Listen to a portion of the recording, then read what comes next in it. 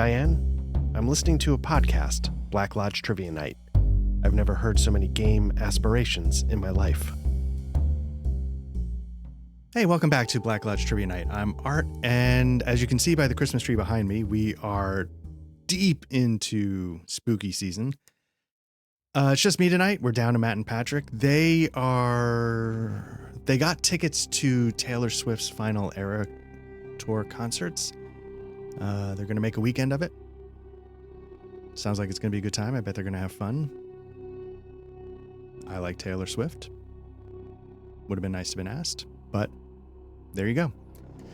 That's who I work with. Anyway, as you can see from the screen, we're doing something definitely a little different tonight. I don't know how this is going to go. This could be an unmitigated disaster. The unmitigated disaster for me is a feature, not a bug, because I figure part of what I'm trying to do is show you, like, hey, if you were to jump in, this is what it would be like. And so it's been a while since I've used Fantasy Grounds. But we're going to take it for a spin because we are going to give this a shot. It's Alone Against the Darkness, Defying the Triumph of the Ice by Matthew Costello with Mike Mason. I think Mike Mason, from my understanding, if I read the author's foreword correctly, he mostly sort of updated this for the 7th edition of Call of Cthulhu. Matthew Costello wrote it originally a long time ago, and it might be one of the first solo adventures for Call of Cthulhu, if not for a lot of different games. And I think from what I've seen online, I think he went on to write for a lot of video games. I know he's written novels. One was turned into a movie.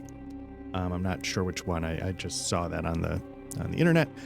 But a lot of video game writing credits. So he definitely has a strong, long pedigree of writing in games. So, but we're going to do it in Fantasy Grounds, and I'll explain why in a little bit. We're going to load, and you can see here there's like some campaigns I've been doing. You can do like a cloud or a LAN host. You can make it public or private, and then you can sort of choose your themes. None of this is terribly important. I just chose the core. I'm going to start. It's going to start a cloud server. So now Fantasy Grounds is a program, meaning they have a Mac version, they have a PC version, but you have to install it. It's not like a web-based server. It's not something you access through a browser and then like pay for an account on the Forge like VTT. It's not like Roll20 where it's all hosted there. This is a program where even if you're using the cloud services built in, you have to download the software. There's multiple different tiers of the software. There's like a free tier, which I think lets you join other people's games. There's like a paid tier, like a mid-paid tier, which might be $40-50. I think that lets you host games, but your players have to pay for their copies. And then there's like the ultimate tier, which is like $150, but you find it on sale at different times. And that allows you to host a game, and then any player that joins can just use the free version. So I have the Ultimate Edition. So if players were to join me, they could download the free one. But again, they'd still have to download and install the software. So when you fire it up, you get, in Foundry, you get a couple of tabs across the top here. You get a whole bunch of things along the side. You get like this thing where you get to like user manuals, forums, sure. Then sort of like Foundry, you have modules that you can load. I've bought map packs, calendar, we're going to be using that. I bought Call of Cthulhu. So we have all those loaded. What else do I have? Looks like I've got some more maps. I don't know what Crimson Letters is, but we don't need it for now. So, but you do have to, if you want these rules, I think you have to. I definitely paid for this. I don't know if you can get this for free, but I think usually you have to buy them. When you do buy them, it's not like you get a PDF to go with it. It's locked into Fantasy Grounds, so just be aware of that. So we got the ones we need loaded up. With options, we'll just see, like, chat ring on whisper. That means like if you whisper something in the chat to somebody else. Let me clear this for now. Auto map, just different different things. Restore windows on start. Just a lot of little things you can tweak. Because this is Call of Cthulhu, you can determine what era. We're actually in the 1930s. I don't know if it... we're going to stick with the 20s then, because it's 1931. And these are like maybe some rule things, like shield rules. I don't know if that's a thing in Call of Cthulhu, but anyway. But a lot of different things like auto scale grid, like a lot of fog of war, house rules, diagonal difference, distance, different things you could see. I don't know how clear it is. You sort of got like a Call of Cthulhu thing there. It's very tough to see, but you could turn that off.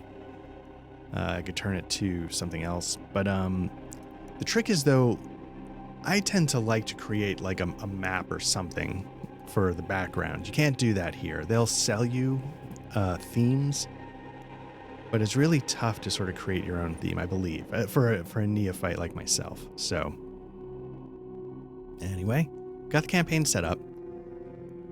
Fantasy Grounds is an interesting program. I liken, if I relate it to my experience, I think of it like, I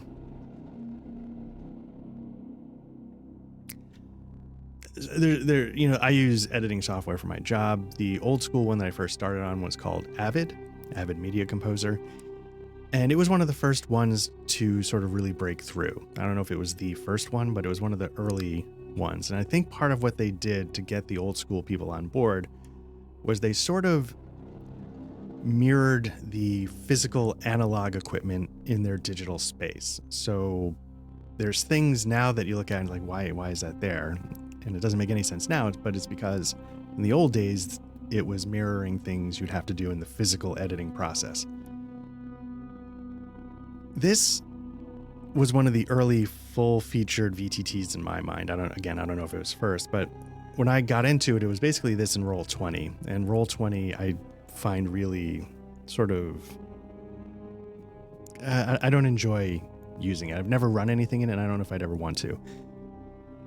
What this does, in my mind, is it tries to recreate the physical space of a table.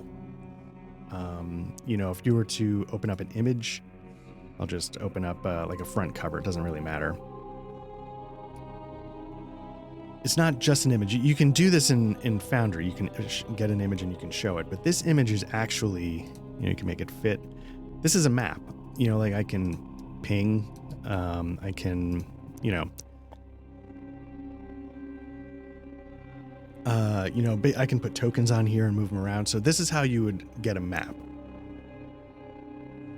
So it's not something like Foundry that takes over the whole thing, or Roll20. It's like putting down a map on a table.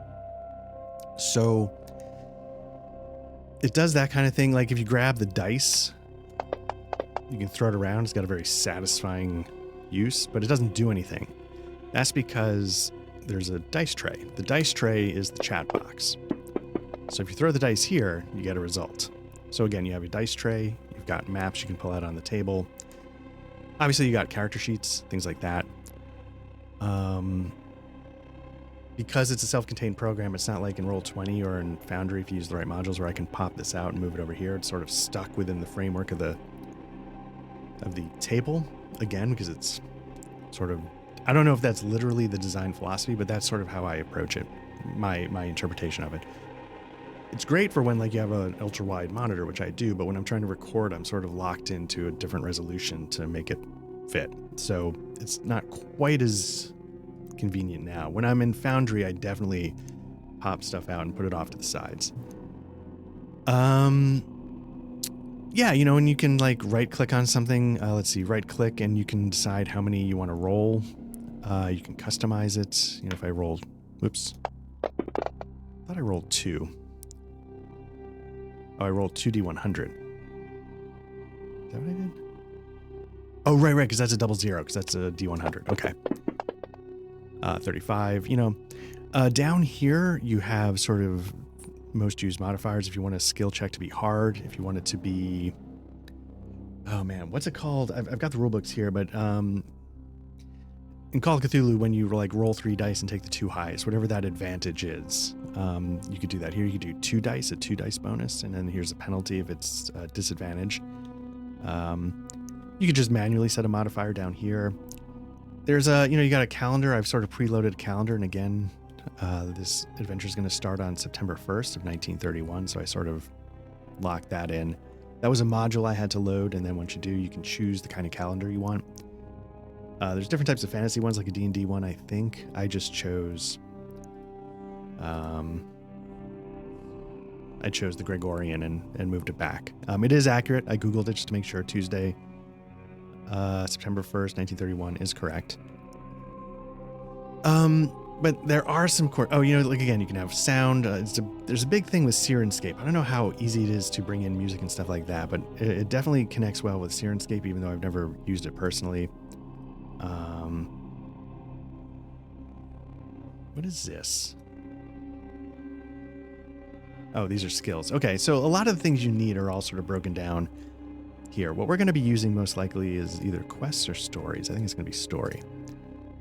And that's going to be Alone Against the Dark. That's going to be sort of the main thing. Fantasy Grounds, I used it before. The very first time I ran Deus Vult. Deus Vult is, again, it's sort of like Dark Ages around the year 1000, 1100, somewhere around there. Maybe it's 1300, I forget. 1206, that's what it is. And you play like monks. There's a conspiracy going on. There's like evils running around Europe. You're supposed to be combating them while also trying to figure out the conspiracies within the church. It's a really fun setting for me. I feel bad because I know the phrase is taken on a pretty terrible connotation here in the States. The creators are European. I don't know. I don't think anything was meant by it, but it's just, that's what it's called. And that uses a rule set that's very similar to Mithras. Mithras and this rule set came from the same sort of origin. And at the time, I didn't know Foundry existed, and I don't know if their Mithras rule set was up and running yet. I hated the idea of Roll20 because I didn't know how to modify it. And so I was like, okay, let me look at Fantasy Grounds and can I tweak it? And for somebody who is new to VTTs, it was a bad move. I got it to work, but it was around the time when Fantasy Grounds was sort of upgrading to a better core engine. It used to be called Fantasy Grounds. They called it Classic. This is Fantasy Grounds Unity, which is built on the Unity engine, has a lot more 3D capability. Classic and Unity. So I was like, oh, I'll use Unity. And then we fired it up, and one of my players is like, yeah, this isn't compatible with my operating system. And so again, that's something that would never happen with a browser. But it did happen here. So that's kind of like okay. The sort of downside to not having something that's browser based. So then I redid everything in Classic, and then it just didn't work very well because I was trying to make something fit that wasn't right. And then finally he upgraded his OS. We switched back to Unity, and then by that point, everybody had really soured on Fantasy Grounds. And I feel like a lot of that was on me because I did not put its best foot forward. There are people that can definitely modify it, and I think the core, I forget what it's called. I think it's called core rules or something. There's like this core set that you can use to sort of build other systems on, and I feel like that's gotten a lot better since I last saw it. I'm just not 100% sure because I didn't really look too closely. But, and the reason why I think you might use Fantasy Grounds, when the system is built for Fantasy Grounds for you, I think it works pretty well. I think it's a pretty all-encompassing, useful tool set that probably has a bit of a clunky UI and a clunky framework compared to things that have come after it. Much like the editing software I was talking about, the software that came out of it didn't feel that need to adhere to how things used to be in the analog world. And I feel like Foundry, Alchemy especially, almost maybe the other direction to a fault, abandons the table in a sense as a concept, in a lot of ways for the better. But there's something about this that I really like. but it's far less flexible than what I've seen. It's far less hacker friendly, if you know what I mean, like for people putting together their own stuff from what I've seen. There's a lot more things that you could and maybe have to buy. But they got to make money. So it's not that I don't get it. What is assets? Okay. Anyway. So I don't know. I mean, that's a lot about Fantasy Grounds. But, you know, like I said, like Call of Cthulhu is officially on Roll20 and it's officially on Fantasy Grounds. And they've done a really nice job overall, I believe. Traveler's another one. Traveler is officially on Fantasy Grounds and, you know, Roll20. There's an awesome 2d6 module rule set for Foundry. That's the sort of the Cepheus engine that can support, you know, Traveler 2nd Edition and stuff like that. And I think, oh man, whoever does Traveler, Mongoose, I think they're finally doing official stuff for Foundry. I think they're finally working. I think Call of Cthulhu is probably starting to get some official stuff for Foundry in the works, but it's going to be a while. It's behind. So if you want to, and like, if you want to do stuff officially and have it prepared for you, you kind of have to either go the Roll20 route or this route. I don't know where it is in Alchemy, but I got to tell you, having run something in Alchemy and played a little bit in Alchemy, I don't know.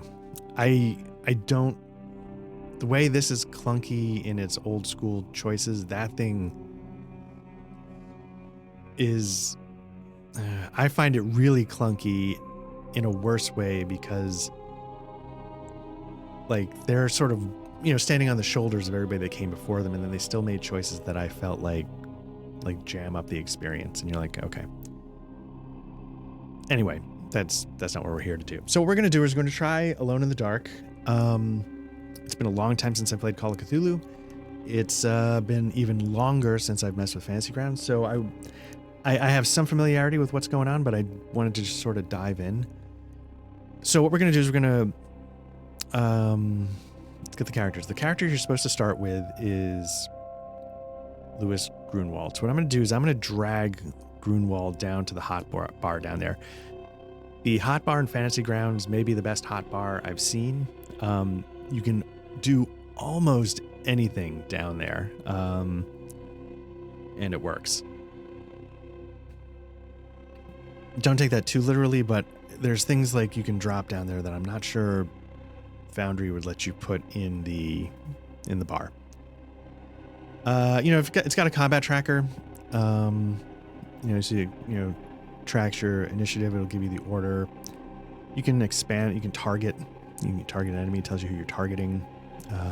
Pick, is it friendly, foe? Space and reach. You know, there's different things. Combat. You know, so you can do all sorts of stuff. Drag onto a new target. So you could just drag this onto the icon of the person you want to target, so you don't even have to do anything. It's pretty robust. It's a little nothing. It's pretty robust. You know, if you want to do chase rules, you can toggle that on. There's a party sheet. I don't know if this is just for the GM to get a quick overview of the players. I never used it when I was, I guess why not, right? Oh, I see. And then it sort of populates them up there. So you can then, okay. At the moment, we don't really need any of this. I guess it's behind my head. So if I double click on it, it brings it up. I'm going to delete this because my dumb face is blocking it anyway. And I just put it down here and it brings it up the same way. What I'll say is this, you know, you got a portrait, just like in a lot of things. This portrait, it's again, one of those things where like you have to accept how this is going to do things. And you have to, once you get used to it, it's fine, but it's not intuitive at first glance. So like you click on the portrait and you select the portrait. Now you can choose the folder and you're not going to see this, but like I'll see if I can drop it in post, but there's like these images here, and some of these images are of the people. But that's not the picture I used to get the portrait. I had to screen grab that and then put it in a folder. And then once I put it in a folder, I had to figure out which folder, first of all. So you click that, you choose the folder. I dropped it in the folder, and then I was like, okay, where is it? A couple things. One, you have to refresh. It doesn't automatically refresh when you drop things in. And two, it puts it in this data folder. So now you can see like the different portraits I made. Like, it's not like there's a data folder in the file structure in Windows. It's just, and so it's one of those things where like, oh, okay. Now that I know there's a data folder for the stuff I drop in, I know it. But it's just one of those things where you're like, oh, okay. All right. It seems like that should be bigger, but I guess it's the size of a token. Anyway. So you got a character sheet, you've got your stats next to it. It's got the hard and extreme values that like divides in half, divides like by 5 or whatever. There's a couple different ways you can do a skill check. You can just double click 16 against it'll, spend 2 of your 50 luck to make it. It'll tell you what to do if you want. So it has that nice little thing built in. If you want to make it a hard roll, you can click that. Double click again. 67 against a 35. The other thing you can do is you can actually kind of click that 35, but I guess double click. But it's a little, you can see against 35. It's tricky. You got to make sure, and you can even do it against the 14 for an extreme. You just got to make sure you're clicking the right spot, because I don't know if the players get this or if this is just a GM tool. So again, if I wanted to do it with advantage, I'll roll 3 dice, choose the better one, so it's a 31. And then, if I want to do it with disadvantage, it'll do a 41. So it all works pretty nicely. If you want to spend luck, where is luck? And the reason why I was curious is like, because I know luck is something you can roll, so I'm not sure. Oh, there it is. So you can roll your luck, and it'll give you, like, if you want to spend 6 of your luck, so, you just click it and change the number. Something I was having a little trouble with is, here's your skills. You check the box if you've successfully used it for a future increase. We're not going to worry about that. It specifically says in the book, don't worry about that. One thing I was having some trouble with, I sort of poked around a little bit. I'm not going in entirely cold. So the first thing you're supposed to do, and I'll see if I can find story. It says it here somewhere, and I keep forgetting where. Oh, I should say, okay, Alone Against the Dark is an adventure for one player set in the fall of 1931. Your goal is to solve strange disappearances and to forestall a calamity about to beset the world. You will journey from New York City to Greece, Egypt, Germany, and Antarctica. As a player, your job is to confound the forces of darkness before time runs out. You will play one investigator, but should your investigator be eliminated for some reason, you can successfully assume the identity of a new investigator. There are 4 ready-made investigators provided for this purpose. The adventure is guaranteed dangerous, but no matter how skillfully you avoid death, your investigator will fail if they do not prevent the turning of the world and the freeing of the city of the old ones from the ice. Okay.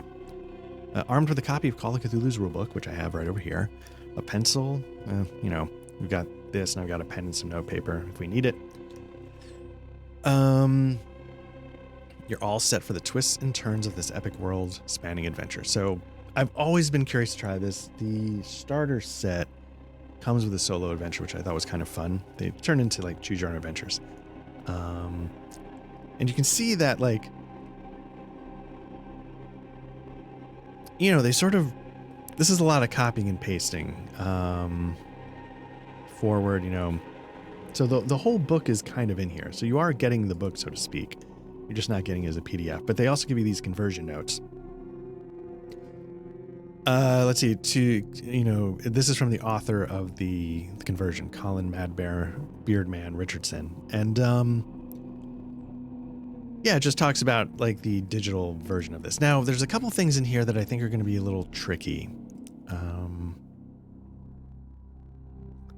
Is it images?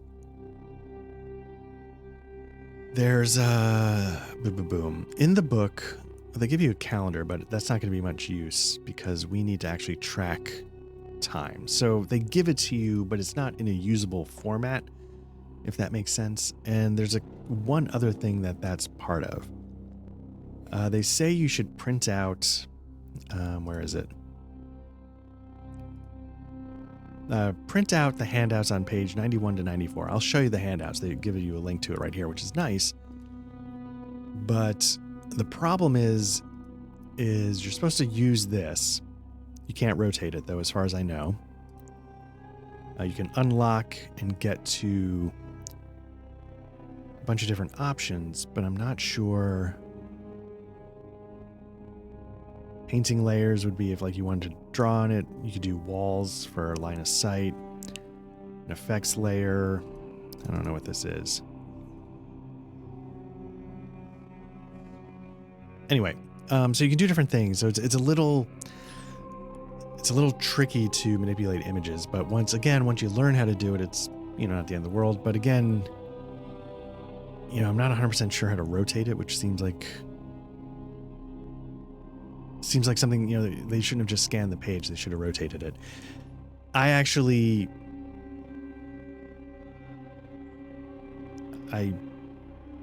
have this on PDF as well. I bought the PDF from Drive-Thru, I think. And so I made a version of this that's rotated, so I hopefully can import. Let me see if I can import it now. Let me see. Images.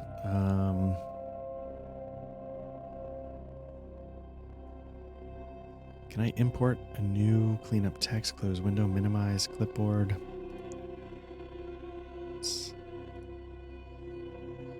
Am I not allowed to do images?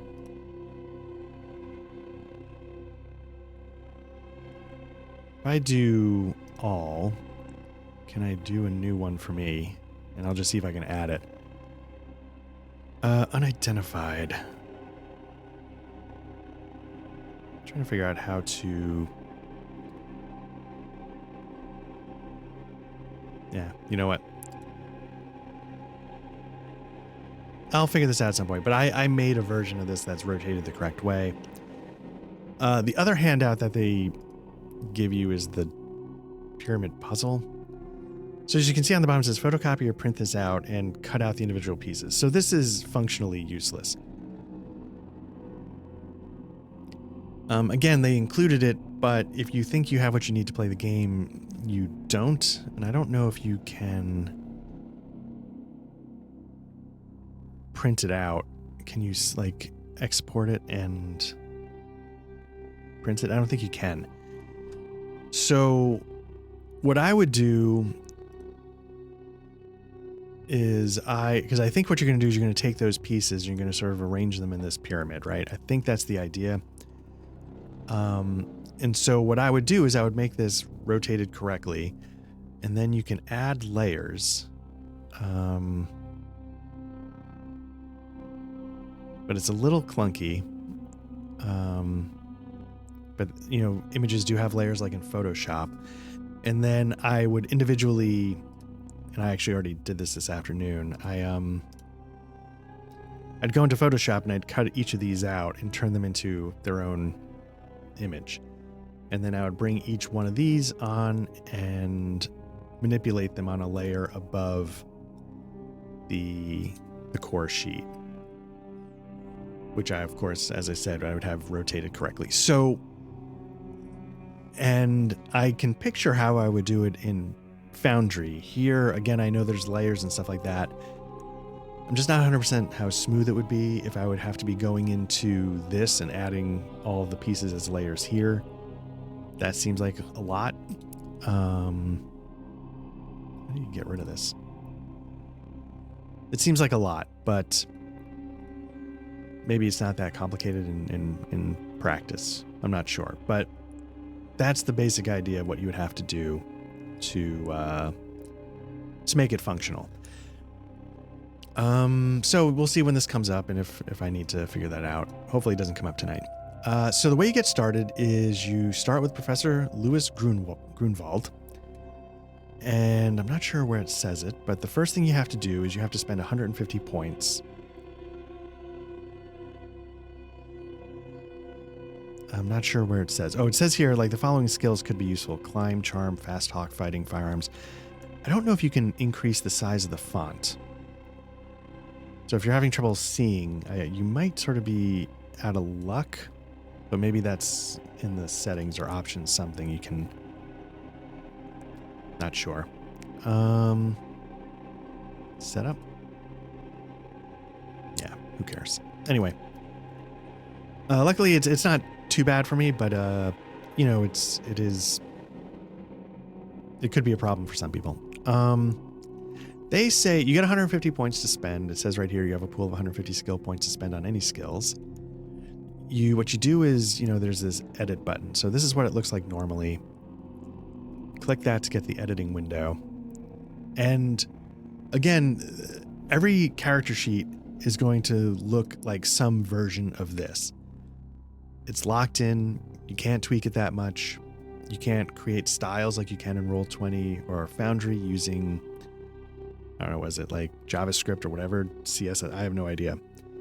You can't do it. You're sort of locked into how they want you to do it. And it can be a little ugly, but there is something to the idea that it's always uniform, I guess. So it's got your languages here. Spells, we're not going to worry about. Combat, ranged weapons, melee weapons. Does it include its damage bonus? My damage bonus should be 0 because my strength is... Is that not high enough for a damage bonus? Or is it a... Is it your size? Maybe it's your size. Anyway, so the first thing we're going to do is we're going to spend 150 skill points. We're going to go to the edit. And what I'm going to do is I'm going to just put it in this third column. You can see like your occupation points are here. I guess your personal, they put them all here. I'm going to put the spent here just to hopefully track it. When I first toyed around with this, you see how like it actually highlights it to let me know I clicked on it. Not every theme is created equal. The first theme I was using was dark and it looked very nice, but I couldn't tell that I'd clicked on the box and that it sort of had activated. So I was having a lot of trouble figuring out how do I enter a number. It was stupid, but again, something I stumbled upon when I was messing around with a different theme. This theme I found a lot more useful. So it says over here in this box that we're climb, charm, fast talk, fighting, firearms. Let's try firearms. There's a couple ways you can do it. You think, you know, you can go to your skills. If you go to your skills, you can go down to firearms. I don't know if it's going to let you drag it over. Oh, it did. But you can see it's got like a -1. That's because firearms is a specialty within fighting. So if you click fighting, you're going to see it's got the correct things here. But if you just do fighting, it's going to do a -1. So what you want to do is you want to, let's see, language, art and craft, of fighting. Anything with a specialty, you want to click here. And then you have to type it in exactly firearms. And if you do that, oops.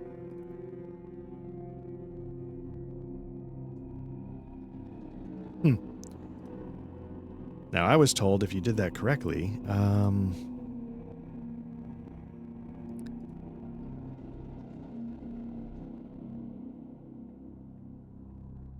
firearms, let's see. Handgun. Oh, sorry. That's what you gotta do. You gotta do handgun. So let's do handgun. Oops, nope. As long as you type it exactly the same, it will register the correct starting base. But it's a little finicky. So we're going to make that. We're going to spend 20 points. You should see now that, again, we're trying to get to 150. It's going to put some there. We've got fast talk. We're terrible at that. I've always heard in Call of Cthulhu it's a little bit better to be good at things than to be a jack of all trades. I don't know if that's true. Library use. Let's put a couple points in that because that's always good. So we're going to get that up to 60. 80. Ooh, maybe we don't need that. Let's change that to a 10. Make that a 70. We'll be, you know, this is a professor. He's going to be smart.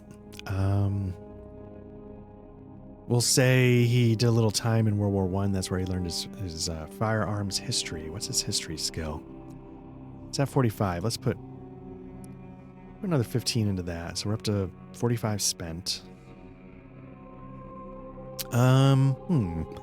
Listen's always good. Let's take a look at listen.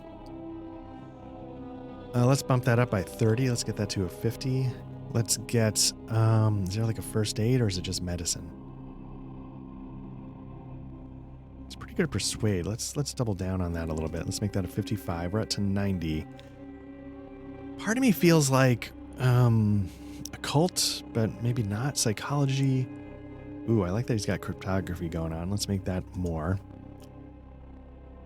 Psychology. Let's try it. Make that a 50. What are we up to? We got 25 points left to spend. Let's put... I'm going to put 25 into spot hidden. Let's just go all in. So we spent 150 points, so our character is good to go. So that's the start of that. Just make sure we've got the right Grunwald. I spent 150, so we're going to go out of editing mode, and now we've got our skill list going on. We've got our inventory. The way inventory says, you know, it's like we have cash and assets. The book says just, you know what, like just get it. Like if it feels like it'd be reasonable, just buy it. Just give it to yourself. Don't worry about the money too much. So, you know, that's, you know, we'll figure that out as we go. So that's the investigators. We could use your own investigator, but we're not going to do that now. Insanity, it gives you the rules for insanity. Ignore phobias and manias. Only temporary and permanent insanity exist. I was reading this last night, but I hope I remember. Investigator who is temporarily insane is out of the game for the rolled amount of time. Roll 1d10 for the number of hours the investigator is out of play. During this time, the investigator will be huddling in a corner. At the end of the period, the investigator is insane. Becomes sane again, investigator starts the same entry number as when he or she went insane. Okay. All right. Hopefully I remember all this. It's not like a ton, but it's a little bit different. Some combat, stripped down because it doesn't matter. Luck points. You know, again, you can spend luck points to adjust your rolls. You can't affect damage rolls, luck rolls, sanity rolls, or rolls to determine the amount of sanity points lost. It's recommended that you use the optional spending luck rule. This rule allows you to spend your luck points to alter the result of your character rolls. I didn't realize that was optional. I just always assumed that was how luck partly worked, but I guess it's optional. We've got the calendar. Your investigators may never know, but they're involved in a collective race against time. To win, you must allot time to their activities in an efficient manner. Every hour of every day must be accounted for, so that's why we're going to use this. You know, you got the time right there. They do give you, again, this, but this isn't going to be very useful. It's interesting that one's oh, maybe did I make that? Well, whatever. At most locations, the amount of time that passes is specifically indicated, but not always. Sometimes, as at a library, passing time is indicated by the number of topics studied. So again, they're giving you guidelines for how to track that time. So great. Let's see. 2 hours per day must be given to eating. So they give you rules for eating. 8 hours per day must be spent sleeping. And then there's rules if you have to skip. Certain locations have telephones, and it gives you information of who you can call, I guess, if you do like an information like 079. Any residential entry has a phone, sure. You can tell which locations have a telephone by looking at the title for the T in the suffix, so there you go. The Arkham Depot has a telephone. Perfect. Stores in Arkham, New York, Athens, Cairo, and Alexandria at stores. You may purchase any item available on the equipment list of either Call of Cthulhu or the Investigator's Handbook. Figure that most run-of-the-mill items can be gained. Just write down, that's what I was saying earlier. Lacking cab, train, boat, or plane, be reasonable in how much your investigators carry. So again, it's just sort of like the honor system because just have fun. Use a notebook or a scratch paper to record anything pertinent to the investigation. So I guess this could be notes. You know, in Foundry, if I wanted to write it down, I would just create a journal. So we'll say like, we'll use notes if we need anything there. So we'll go with that. The object of the game, levels of victory. Now, I'm not going to care too much about this, but to achieve the perfect score, you must save the world without losing a single investigator. But that is your original investigator, Professor Grunwald, must have survived and succeeded.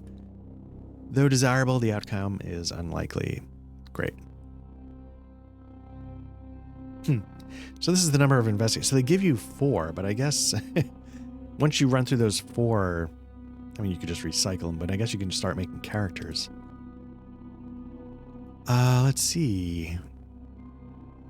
This is set up. It says the entries are numbered consecutively from 1 to 593. If you ever played a Choose Your Own Adventure, that's sort of how these solo ones are run. It's not an Oracle system like the more modern games. It's like a Choose Your Own Adventure, which I thought was fun when I did the starter one. Tips and hints. Think strategically. Make general plans. There's no way to know what happens from entry to entry. All points on a particular location table are, in game terms, equidistant. Use your phone. In general, either place is recognizable as potentially dangerous or the description will be cryptically threatening. Despite obvious danger, often your investigators will have to go anyway. That's their fate. Right there in a nutshell is what Matt, Patrick, and I always talk about, the problem we have with Call of Cthulhu. That's you're supposed to answer the call, and I get it, but it's hard to say why the characters, at least in my experience, why the characters I play are motivated to go crazy or die. So, go nowhere without reason, allow for wild goose chases, there are the few, okay, blah, blah, blah, whatever. Okay, if you've not previously done so, make sure you've done all the tasks listed in the preparing to start, and then start your adventure with entry 13. So one thing, I'm going to be doing this in chunks. So there's going to be times where I'm like, okay, I'm going to have to pick this up because I'm trying to squeeze this in. Things are time-wise crazy. Patrick and Matt are off seeing Taylor Swift, but here in the home front, there's a lot going on. And so I'm trying to figure out how to get a session in, and so it's going to come in pieces. So I apologize in advance. I think I'm good for the, let's see, copy or print out. We're not going to worry about that at the moment. We've got Grunwald's investigator sheet. We spent the 150 points.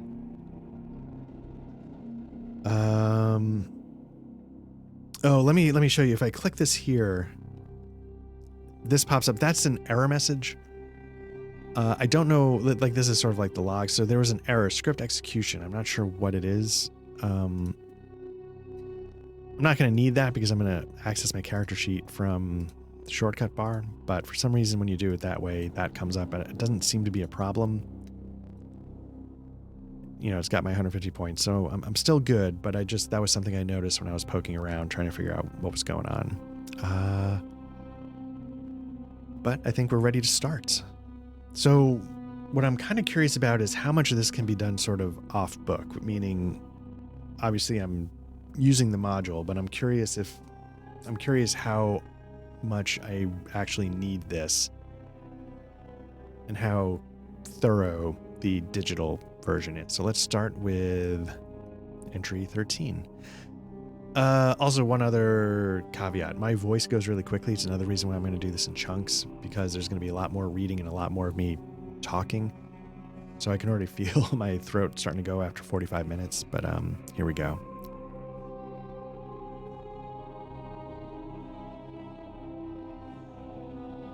Entry 13. For you, Professor Louis Grunwald, the first day of September 1931 has been tiring and uncomfortable. Light mist has covered Arkham for most of the day. You held 2 uninspired undergraduate classes at Miskatonic University, and you met with the new chairman of the literature department, a giddy technocrat. I don't know why that's capitalized. You survey your desk and see that a stack of papers to grade has already been formed. You're enjoying your second pipe of the evening and putting off grading papers when the doorbell rings. To your surprise, it's a telegraph messenger. It arrived at Kings Point Head Station not more than an hour ago, the boy says. You sign for it and slip a dime into the youngster's hand. Oh, thank you, sir. You open the envelope and scan the contents. Handout number 1.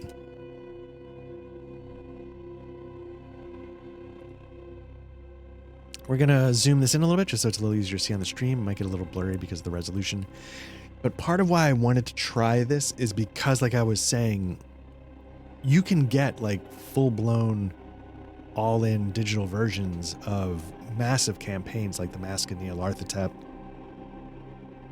I think they have like the Harlem Knights book, a whole bunch of stuff. But like, and I got to tell you, like, there's something about running or playing in the Mask of Nyarlathotep that is fascinating. I don't know if it'd be a total train wreck, but before I drop like 60 or 80 bucks or whatever on that, I wanted to see what it was like using Fantasy Grounds with its handouts and stuff. So let's see. Athens, Greece, 9/131, Kings Point Station. In jail for antiquity theft. Stop. Need help. Stop. Can you come? Stop. Urgent. Stop. See Corporal Ilionis, Athens Bureau of Investigation, Gliere. Okay, now is that one of the characters? No. Okay.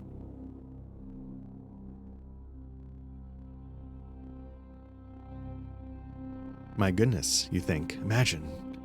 Daddy old Gliere in prison. You know what? It's not midnight. Let's say it's like 6 in the afternoon. How do I change that? Control plus... Okay. So this is great. You can't see... Pop-up tip is blocking you from... Okay. I wonder if there's a way to disable that. Doesn't matter. Make it 6 p.m. Tuesday because, you know, again, second pipe, late afternoon. So yeah, Daddy old Gliere in prison. You recall that he had gone to Greece to work on his book concerning primitive myths. What has he gotten himself into? Should you wire money? You recall all in the amusing discussions you've had with him, and a sudden insight lets you understand that Tibor Gliere, is it Gliere? Maybe it's Gliere. Gliere, okay. Let's see. Should you wire money, you recall all the amusing discussions you've had with him, and a sudden insight lets you understand that Tibor Gliere has no close friends except for you. Should you go help him? You suppose the university will grant you leave, but do you want to go? With uncommon speed, you decide to go to Athens to help Gliere. You write him a wire and another to Ernest Holt, a wealthy New York financier, and a good friend of yours. If you get into hot water, Holt will help, and so you decide to keep him posted on your progress. You give both telegrams to the waiting messenger, along with the necessary funds. What to do now? You go to the bank first thing in the morning to get travel funds. As for transatlantic schedules, well, the advertiser surely carries that information. As you pack, you wonder if you should check Gliere's room at Mrs. Harding's boarding house. Maybe you could get a clue about Gliere's activities or a hint about his arrest. Your passport is in order, your clothes and sundries are packed. You'd best turn in. You're going on a little trip.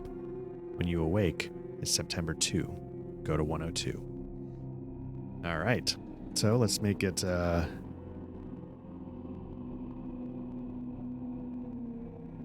7 a.m. on September 2nd. You can see the calendar adjusted. I guess you could send if you wanted to. I'm going to close this for now. Close this. I'll keep story open. But yeah, if you wanted to, not that you need, you can send it to chat. All right.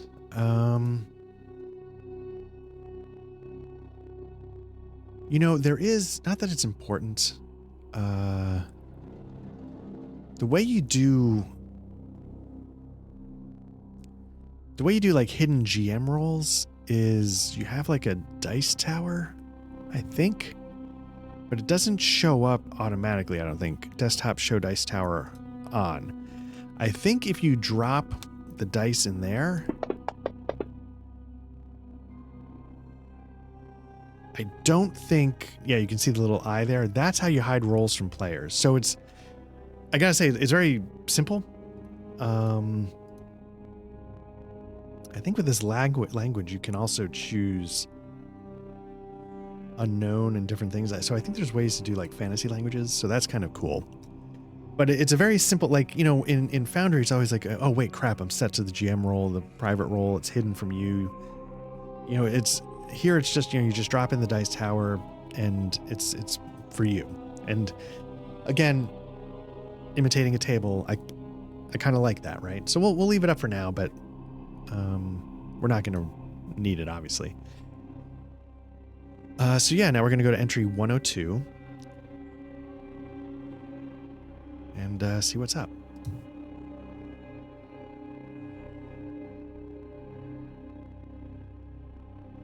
Okay, if it is after 8 September, go to 147. If not, and if you're Grunwald, you can rest and have a repast. Go to any Arkham location. If you're not Grunwald, go to 120, repast. That was one of the things I get made fun of in the Alcoholic Adventure Cabal.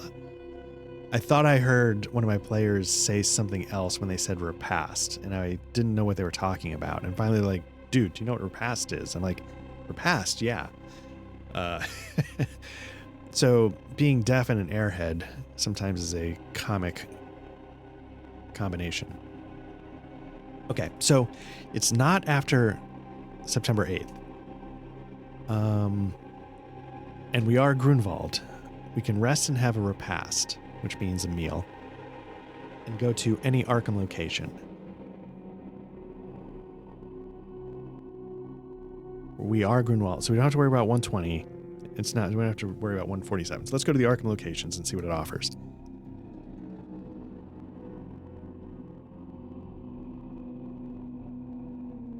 Sorry, I'm checking the clock because there's things I have to do this evening. And so I'm just sort of wanted to get this off the ground and get it started. And then I'm going to have to do one of my pauses. Okay, so we can go to the Arkham Advertiser, which is going to have the schedules. Do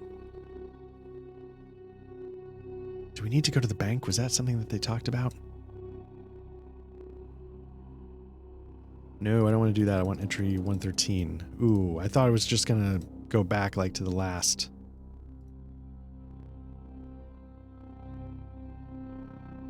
I didn't realize it was going to go numerically. I thought I was going to let you go back to the one you just came from. So that's good to know. Preparing to start. We're going to go to entry 13. Let's get that open. Okay, so you go to the bank first thing in the morning to get travel funds. So let's start with doing that. I guess we're in Grunwald's home. Oh, that's right. That's where we are. Okay. Let's start by going to the bank. First National Bank. Deposits and withdrawals are possible between 9 and 3. If you're Professor Grunwald, your account is here and you can withdraw up to the cash amount noted on the investigator's sheet, which I think was 2,200. Yes, let's just say we grab 2,200. That means it's 9 o'clock. So I'll make that, 9 a.m. because that's when the bank opens.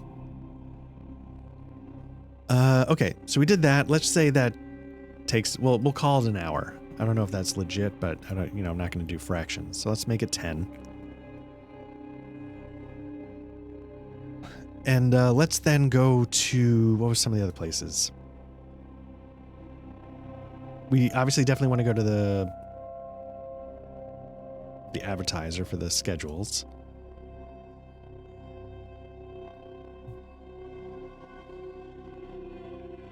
Let's see. For each hour spent browsing through the paper's back issues, you can attempt one of the following roles once. Hell yeah, why not? I mean, this is why we're here, right? Like, I don't really care about winning or how long it takes or whatever, so I might blow it. But let's say, yeah, we went there. First thing we do is we check on the schedule. Cunard liner departs Pier 56 in New York City every Saturday for Athens and Alexandria with intermediate stops. The trip takes 9 days to Athens and 1 more to Alexandria. Okay, so it's currently Wednesday. So on Saturday, we got to be in New York City to get there. Now, they do talk about traveling, about time. Movement from one location to another on the same location table is assumed to take exactly 1 hour. Okay. No more, no less.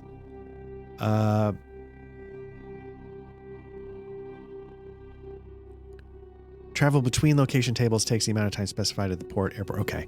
So at some point, we're going to hop on a train and it'll tell us how long it takes to get to New York. So that's good. All right. Huh. All right. So we know on Saturday. So let's see if we can make a note. Saturday, what did it say? 1:36. Okay. So I think we can make a note. Let's see. On Saturday, a liner.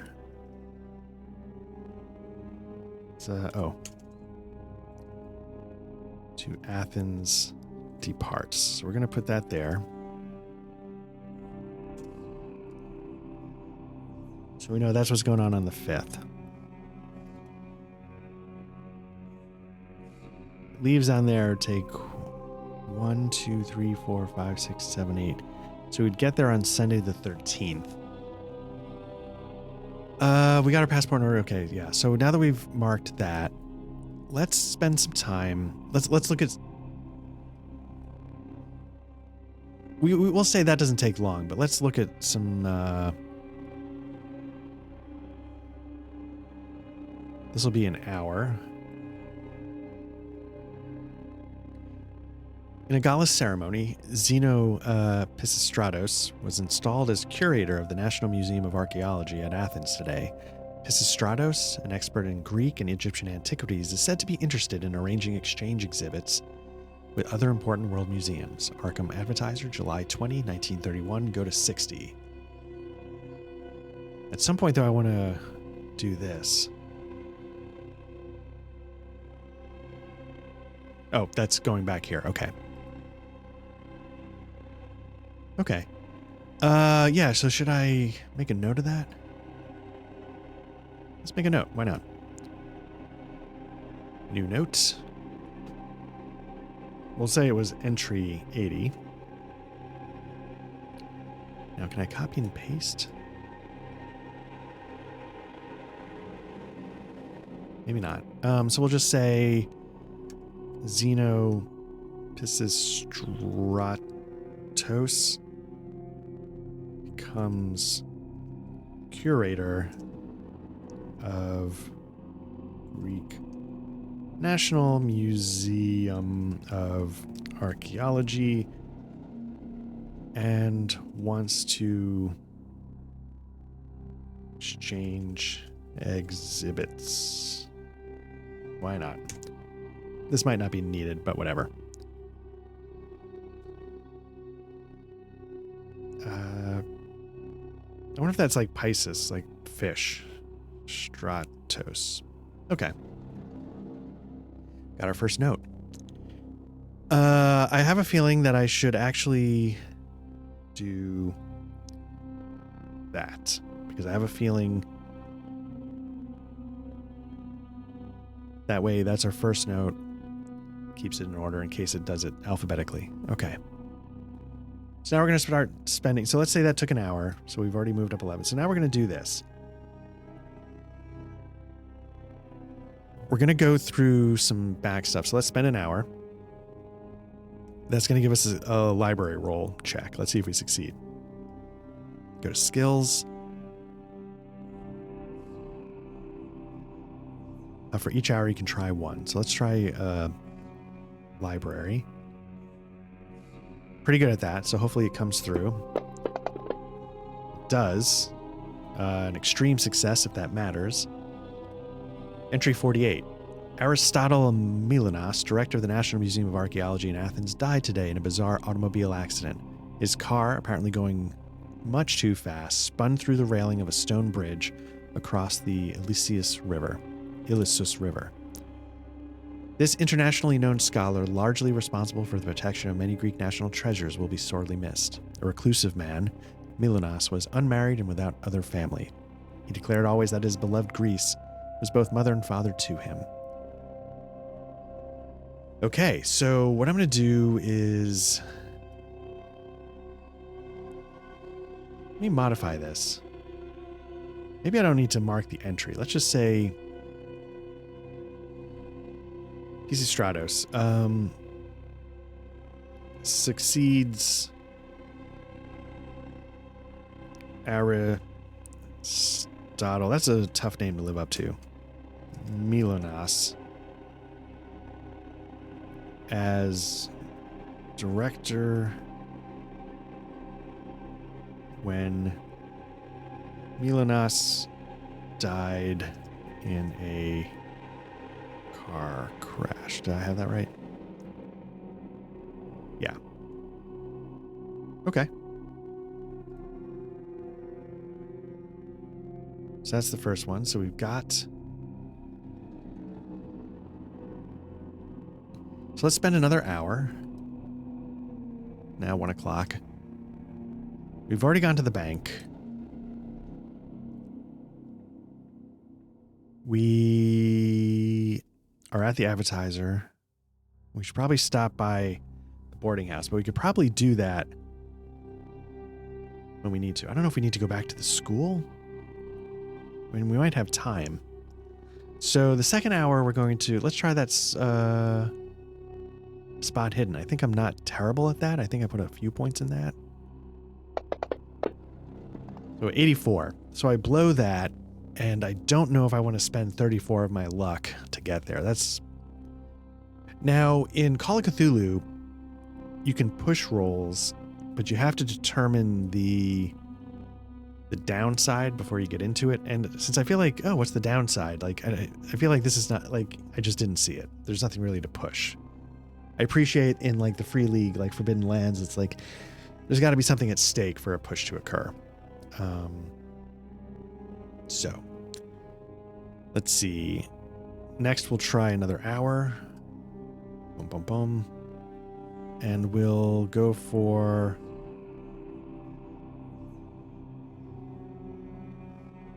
I guess you can do a luck roll, so let's try that. Luck, I think, is on the main page. It's right here. It's currently at 50. Nope. Another 80. Okay. So I think I'm done at the newspaper shop. I don't see any other headlines that attract my attention. I just catch that the former director of the National Museum died in a car accident, maybe mysteriously. So I think now we're ready to head over to the Harding House. So let's do that. Traveling again within a location takes an hour. So let's go to... so we're done with that. We're done with that. Let's go to... I'm going to close this for now. As you can see, space becomes sort of a bit of a premium. Mrs. Harding greets you amiably. She's uncertain whether she should show you Glier's room. You can try to fast talk her, charm, or use persuade, or try to bribe. I have cash, but let's see what my skills are. I have some... nope, I don't have fast. I was about to say, I thought I had fast talk. I do not. Charm... not much. Persuade. Got some of that. So some of the things we talked about, I don't know if when we were definitely talking about with like D100 systems, Cthulhu in particular, maybe when Matt and I were playing Liminal Horror, it came up the idea that like they have all these skills and like, does charm, fast talk, persuade? I mean, I can get the definitions and the differences there, but I don't know. Is it important to be that nuanced? So we're going to try persuade. And we succeed. So I think what we do is we maybe we sort of spill the beans, like, hey, I'm sorry, Mrs. Harding. He's actually in some trouble. I'm not trying to sugarcoat it.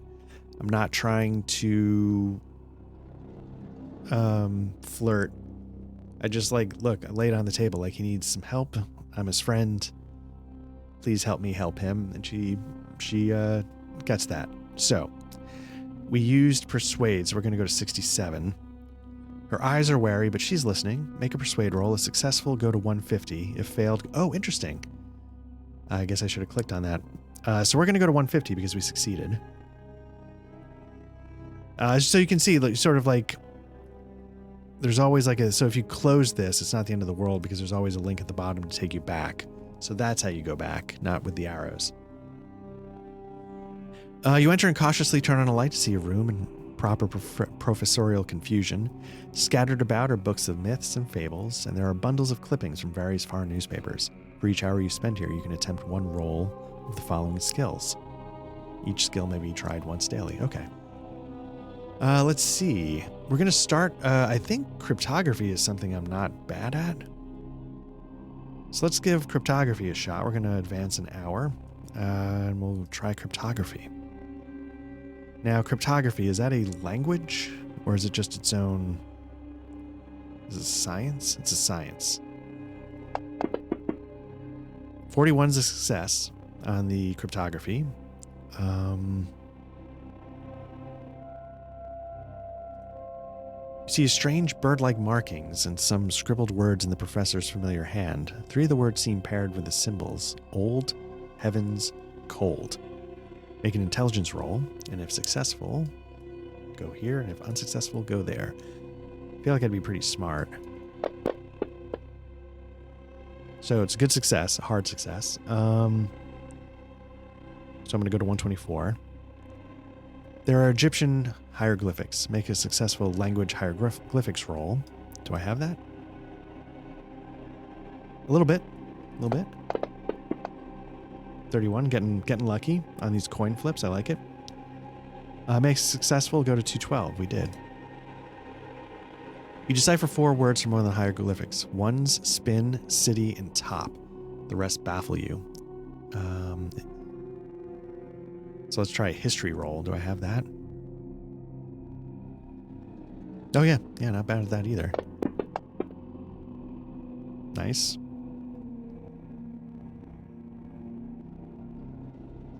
Spend another hour. Was I supposed to spend an hour with the hieroglyphics? I don't think so. You understand 4 more hieroglyphics. Akhenaten, tomb, sunrise, and secret. Make a mythos roll. I don't have much mythos, I don't think. Thought about it, but...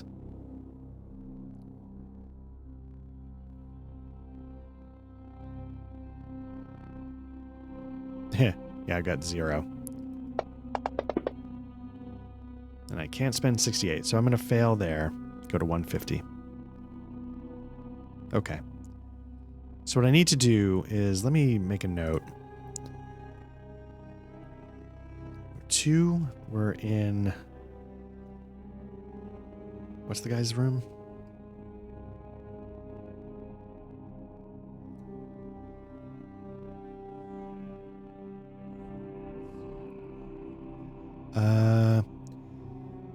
Yeah, Glier's room.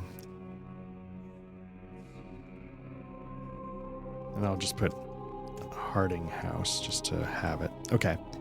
So found... Terrible at spelling, so hieroglyphics, so I apologize. What do they say? They say ones...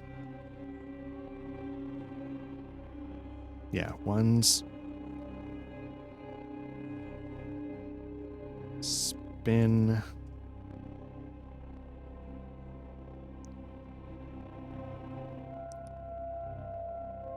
City. Top. Did I uncover any others?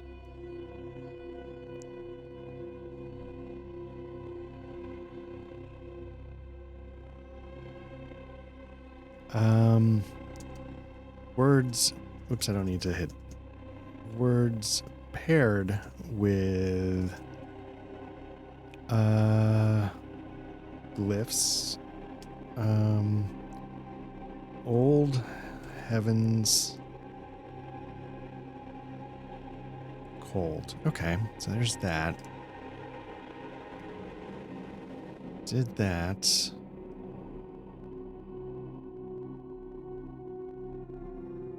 All right, so I'm gonna pause for now. I don't think I'm done.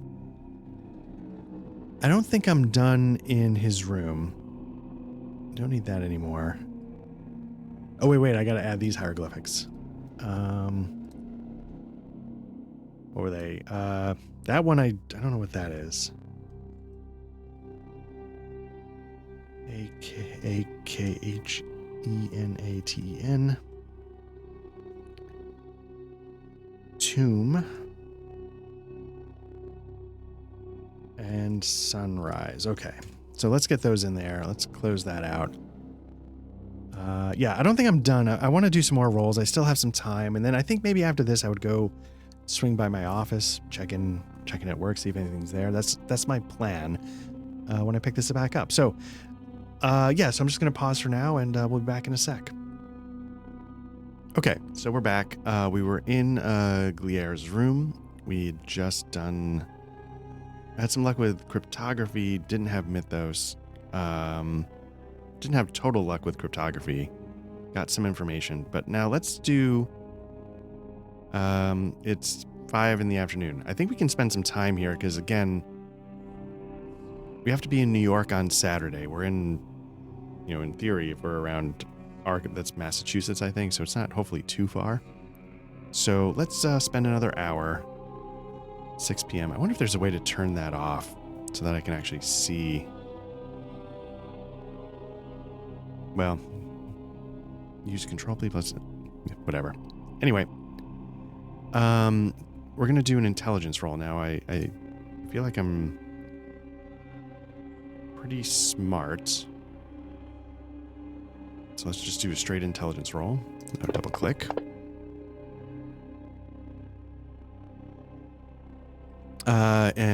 We can spend 1 point to make it an extreme success. We don't need to do that. But let's see what our successful intelligence roll gets us. We go to entry 32. In rifling through Glier's notes and letters, you find a portion of manuscript, The Great Upheaval, Myths Correlated with Climate Change, by T. Glier. Oh, I guess that's by him. Skimming, you see a bizarre collection of tales mentioning nearly every rumored land, from Atlantis to Mu. Many stories you do not recognize at all. Apparently, Glier sought historical and physical evidence for these sunken and frozen legends of lands. He seems to have found common dates for the devastation myths found in nearly every culture. Interesting. If you can make a successful spot hidden roll, go to blah. Okay. We're going to try spot hidden, which I think I put a little bit of points into, but let's put a few points into, but let's see if I can get lucky here. 32 is going to do it. We're going to go to entry 53. You find a letter from a friend from a Mr. Velinovsky, postmarked Palestine. The scrawl is difficult to read, but you can see that the author greets Glier's work with joy.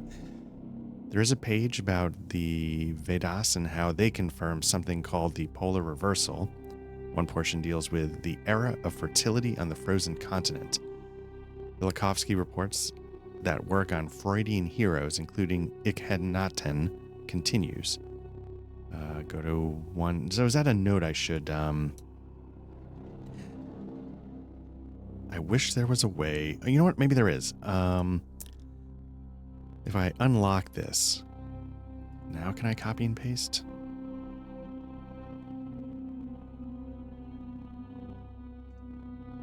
I can. Very nice. All right, I'll lock that back up. Very nice. So yeah, I'm just keeping track of the things I find in Glier's room, just so if I need to reference it later, we've got it going on. Cool. So now we're going to go back to 150. We can close this down. We still got 150 open. Luck is a 50-50 coin toss, so I might be willing to do that. What else?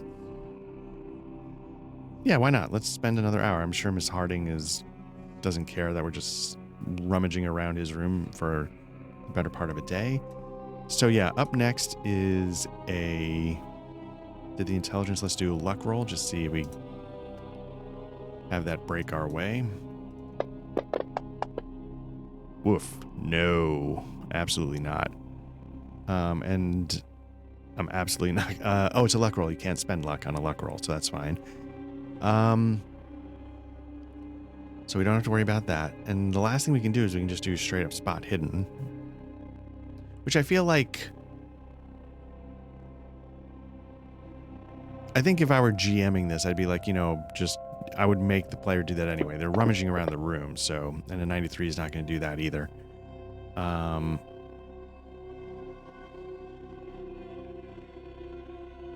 So it says finished. You may try a stealth roll to sneak out.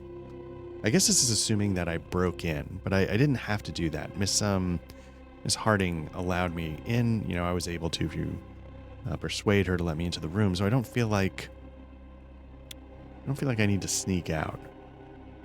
Did I take sneak? Did I put points in? My stealth is terrible, but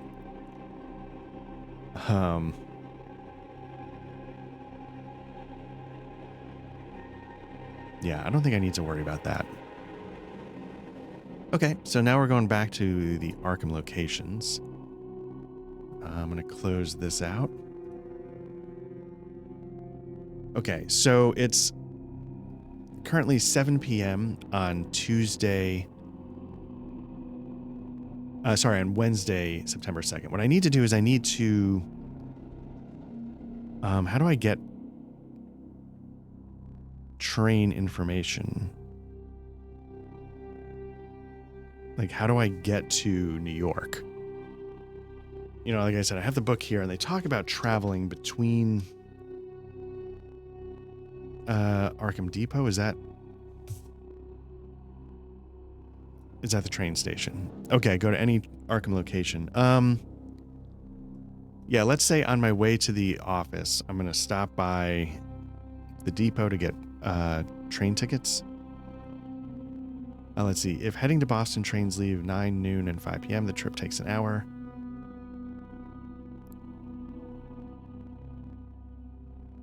So maybe I have to go to Boston. And then from Boston, go to New York. So this is the weird thing. Like, I feel like I should be able to get the schedule. Like, if I go there and ask, I feel like I should be able to get the schedule. 2 trains to New York Grand Central Station. One leaves at 10. The other leaves at 5. Okay. Arrives at 5. Okay. So I need to... If I'm going to make the boat on Saturday, that sounds like Friday I need to be a travel day to New York. Spend an hour going to Boston, get a train down to New York. So again, yeah,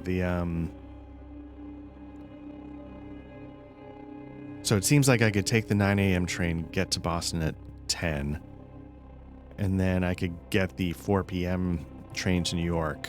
Okay, so that's going to be my plan on Friday, or earlier if need be. We'll see. Maybe there's places in New York I can go and talk to people there and get some information. So we did that. And let's see, we went to the bank. What time is it? Oh, we have to eat.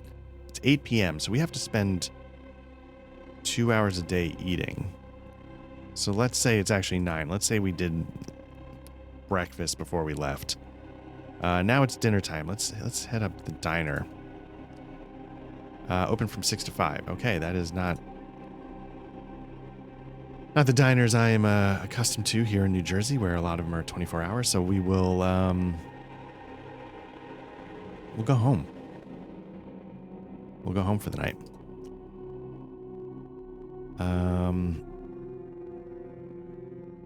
And we'll have dinner, and then we'll sleep for 8 hours, et cetera, et cetera. So we're going to make it now become Thursday, 7 a.m. or so. Yeah, I really wish there was a way to turn off that. Yeah. Anyway, okay, so now it's officially 7 a.m. on the 3rd of September. We're going to get up, going to have breakfast. That'll be our morning. You know what? Let's say we go to the Bee's Diner for breakfast. Treat ourselves today. That'll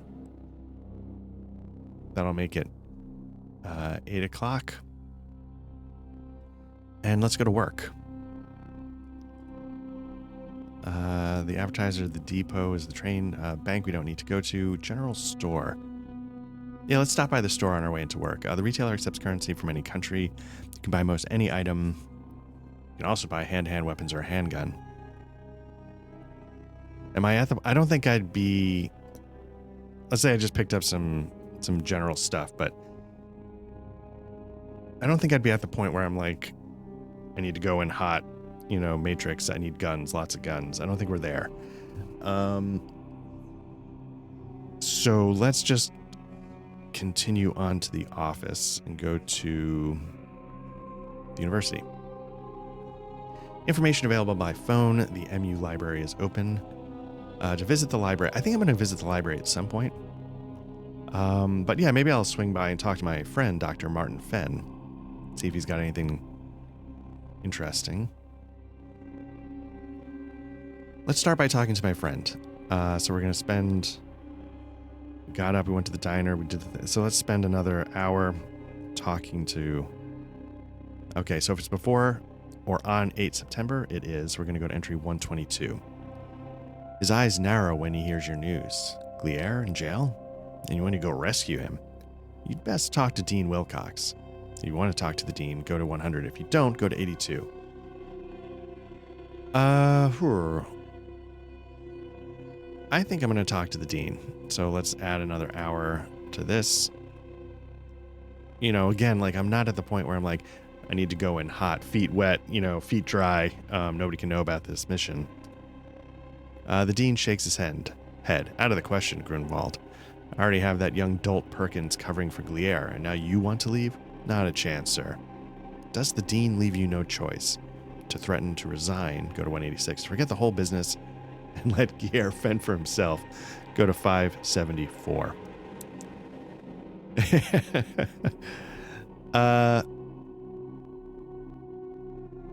I'm going to choose 186. I'm going to threaten to resign. I'm really curious, though. So, yeah, this is a game over.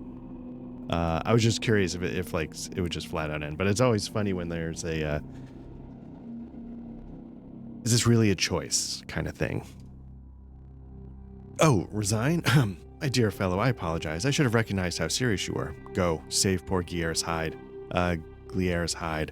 I know you'll do it speedily and judiciously. The university will certainly pay for your round-trip ticket. As you leave, you hear footsteps move quickly away from the door. But when you look out, the hallway is empty. Yeah, I get a kick out of that because, like, what does that even mean? Like, yeah, I guess I'm just going to quit.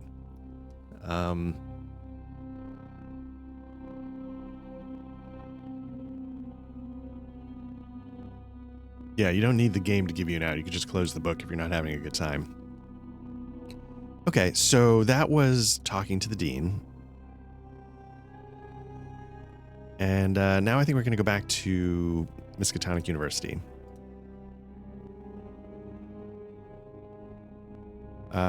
The professor of history didn't have much to offer besides telling me to go to the Dean. I felt like that could have been an opportunity for, like, yeah, you know, the ancient Greeks believed that, you know, whatever. Anyway.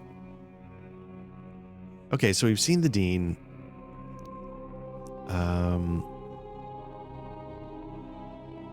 We've talked to Dr. Martin Fenn.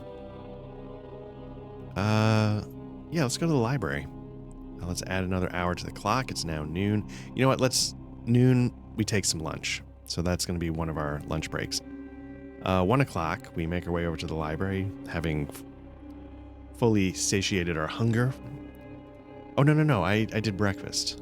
So I don't at the diner. So maybe I'm still full from that.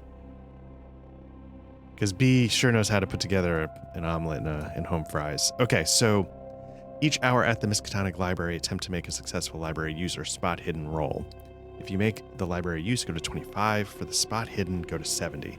You can return to Miskatonic University. Go to 82. So I'm going to start with a library roll. And as I was saying, this is one of those things about Cthulhu, and maybe I just don't, maybe if I played it more, it would sort of gel better. But it tends to just be something I dip my toe into every once in a while, and it feels weird. A 92. I'd have to spend 22 of my luck to succeed. I'm going to do it and see what happens. So I'm going to 22. That's going to make that a 38, right? No, 28. 28. Okay, so I succeed there. And I'm going to go to 25. Oh, wait. I can return. Yeah, let's do that. Aristotle Milonas, while collecting an undeniably tremendous treasure house of Greek arts, has been reluctant to loan or even show some of the National Museum's most interesting treasures. The Carpathos device, for example, has not been displayed for years. Its loan to other museums is, according to Milonas, unthinkable. Great museums of the modern world. So here's... Yeah, I guess the idea of the library use is it sort of like a different kind of luck roll? Like, this is what I don't... Is it just like I'd just be like thumbing randomly looking for any information possible, and then I just happen to stumble across this newspaper clipping? I'm not sure.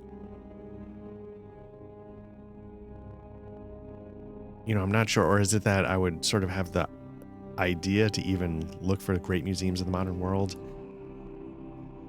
What is my background? Nope, not that. Prominent nose, mustache, usually messy and unkempt hair. Friends with Ernest Holt, taught Lydia Lau and Devon Wilson. Okay.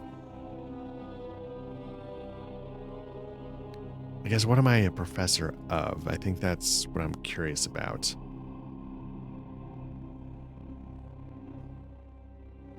So the question is like, so I guess the sort of the theoretical idea I'm trying to get at is like, would I need to roll to know to find this information? And I'm not saying then you go full Trail of Cthulhu, you know, point spend for info, but I'm just curious. And some people say like, you know, like, hey, if your skill is like, what's my library skill? It's like a 70. Like, you don't need to roll. Like, you're good enough to not worry about it. But in this context,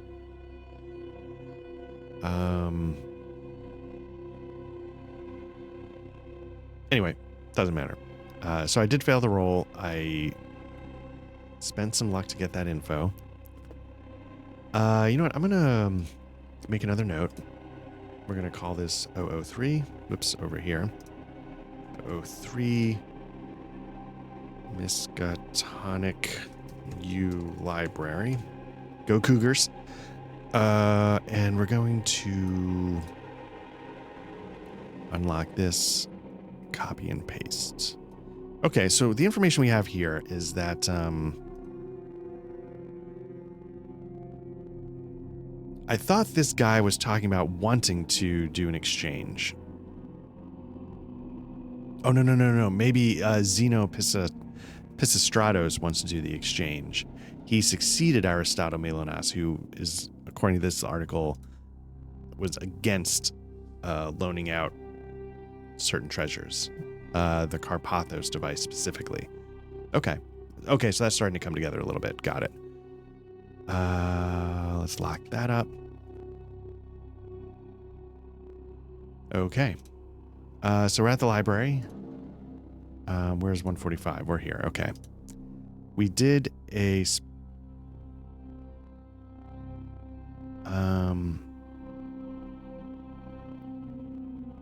attempt to make a successful library use or spot it. Oh, so I could have just... You know what I'm going to do? Let me say, oh, this is is bad. Let me put this back to 50 because I think I could have spent another hour searching. Let me see if that gets me 71. Let me spend another hour. There. Okay, so I finally got it. It took me a while. I got the info. Now I'm going to spend another hour because I think I can do that, right? For each hour, attempt to make a successful library or spot hidden.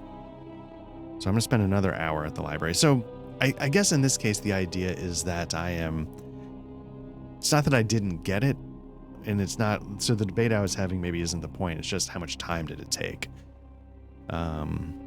Just pouring through the book. So I guess in this sense, the role is more determining the time tax than my ability to actually do it. I'm also going to do a spot hidden roll now.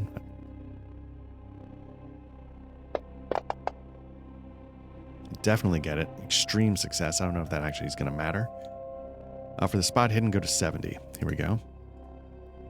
The myth of the cataclysm, or the upheaval, is one of the oldest tales and is found in nearly every culture. These imagined events occurred according to Nordic myths 3,000 or 4,000 years ago. Other legends, notably those told by the Shikastra sect of Tibet, date the world-changing disaster to as recently as 850 BC.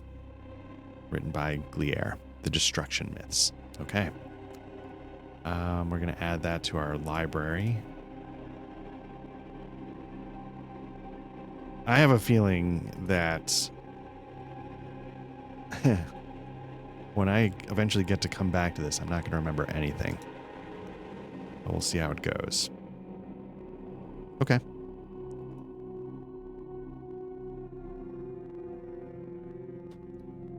Okay, so we're done with the library, so let's go to... Okay, we did the dean.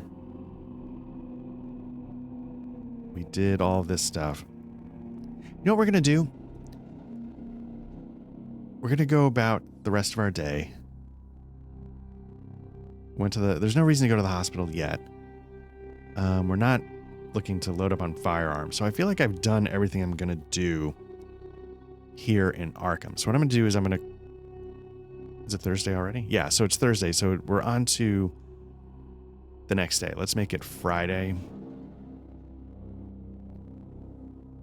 Again, make it 8 a.m. We'll wake up at 7, eat, so it's 8 a.m.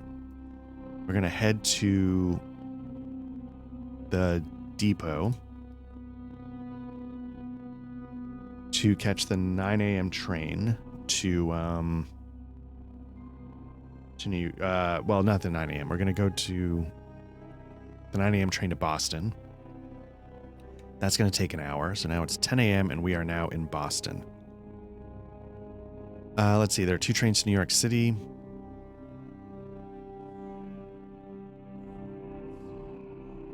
Don't need to worry about. Okay. So yeah, we're going to take the 4 p.m. train.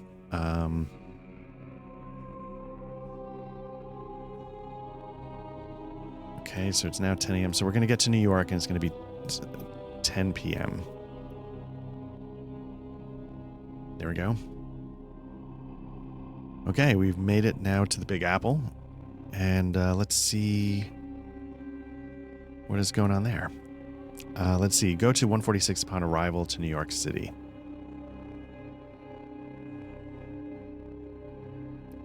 If arriving to New York City, go to the New York location table. If departing for Boston, there are 2 departures of Boston every day. One leaves at 8. Second leaves at 6. Okay, we are New York City's location table ready. Grand Central Station.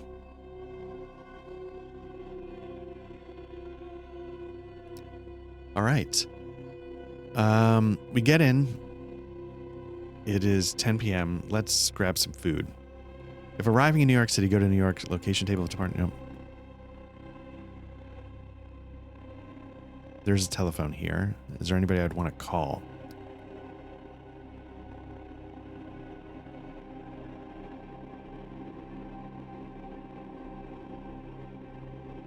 Yeah, I don't think...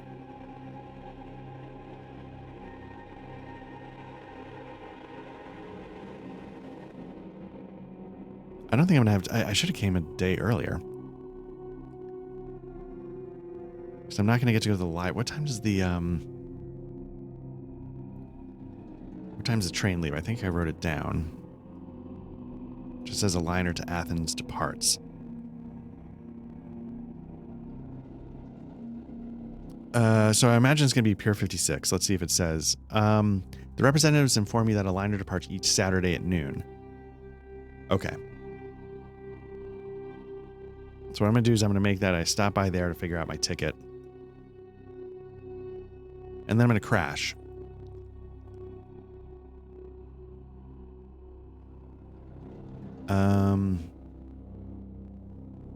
So let's make it Saturday morning. I'm going to get up my usual time at 7. I'm going to eat and get ready at 8. And can't go to the Greek consulate because they're closed on Saturdays. I can Empire General Merchandise Emporium. I think what I would do is there's two things. I will see New York taxis. So I'm going to go to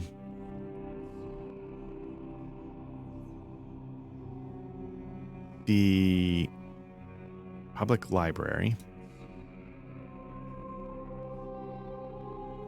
They don't open till 9. What time does the bookstore open?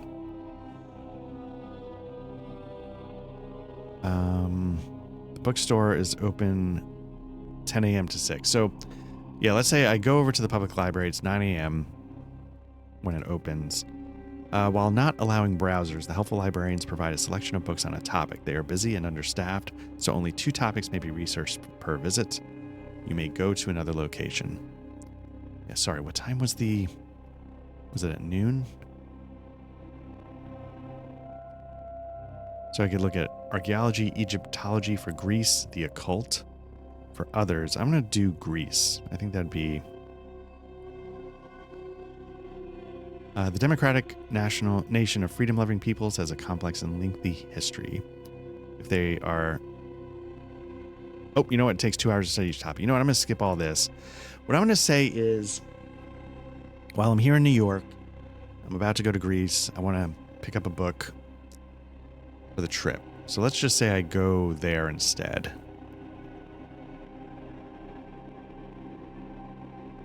So let's pick up a couple of books. 3 floors of books, some titles that interest you. Harrison's English-Greek phrase book, English-Arabic, English-German, Cherry Gerard's The Worst Journey in the World, Douglas Planchon's With Lake in the Antarctic, and then Planchon's Guide to South America. You have enough room in your suitcase for 3. Enter any books that you purchase in your journal. Go to any New York location. So what I'm going to do is I'm going to pick up the inventory. I'm going to pick up a couple of books. I'm going to pick up the Greek phrase book because I'm going to Greece. I'm not expecting to go anywhere else yet, so let's just go there. What else? Need some reading for the book, so let's pick up Worst Journey in the World. And then, again, I'm not expecting to go to South America, so let's grab the With Lake in the Antarctic. So we got our 3 books. And that's going to be all we have time for. So from there, let's head to... We'll just say it's noon. We're going to get on the boat. And we're going to head to Greece. Let me just double check it. New York City locations. The representative informs you that a liner departs each Saturday at noon. It is Saturday at noon. Upon departure, go to 187. In the meantime, you may go to any New York location. So we might be done with New York at the moment.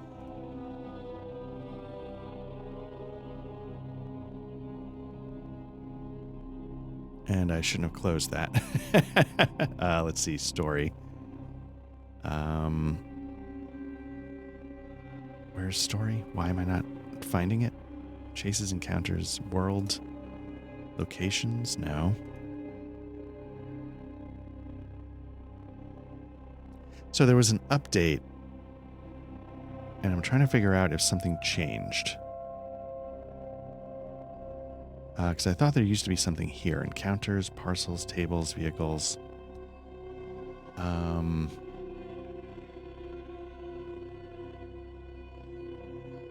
But story, is that what it is? Seems like that's what it would be. We need to go to 187.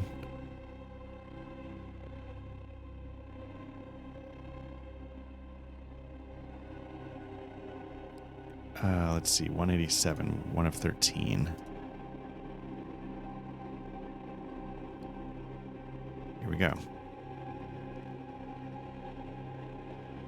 All right. The Cunard liners are truly luxurious, with spacious rooms in nearly every class, remarkable recreation facilities, and superb cuisine. When you are aboard the liner, suspend hourly record keeping, but keep track of the days. Resume hourly record keeping when you disembark in Athens. Okay, so on the first Sunday, let's go to 73. So, yeah, we'll say that Saturday is spent getting settled on the boat, finding our way around, taking in a couple of meals, and yeah, we'll make it Sunday.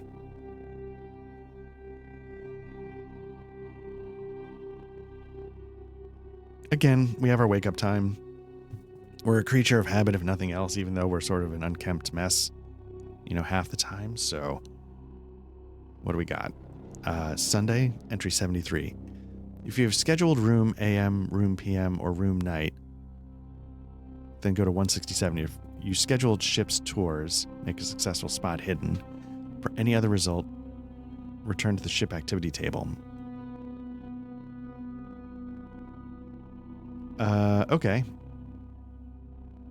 Okay, so ship activities and time selectable. So they got bingo, bridge, cinema, cocktails, deck tennis, library, mahjong, nightclub, oil paint. I'm old, so I don't know if I'm going to be doing like deck tennis. But I could see myself being a bridge fan.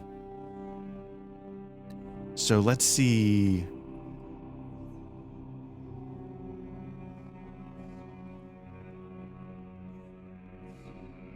I think what we're definitely going to do is, let's say we're going to do some shuffleboard in the morning. You hear a knock at your cabin door. Cabin steward, sir, may I make up the room? If you tell the steward to come back later, go to 8. If you let him in, go to 47. If you've already been here, move on a day and go to the ship activity table. Yeah, I mean, at the moment, I'm not like super suspicious, so I think I would go with an 8. Oh, no, that's not what I want. How do I go back? No, if you let him in, go to 47. That's what I want. If you have already survived this entry, the steward is harmless. Go to ship activity table.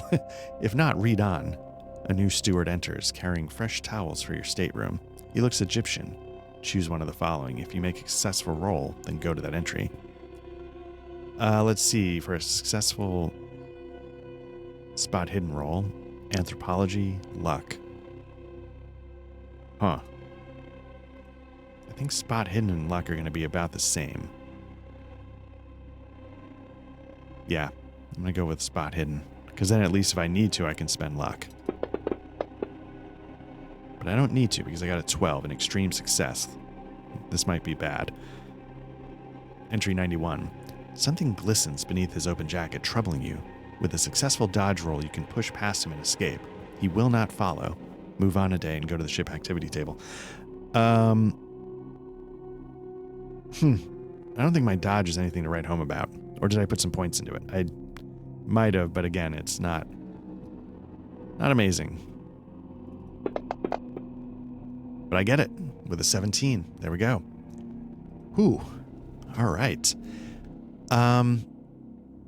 If you fail the dodge or wish a confrontation, go to 10.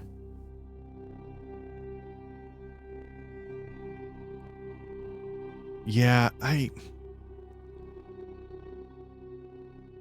an older man, right? Like, I'm not looking to get into a fight. So let's go to entry 47. I get past him. Wait, did I do it?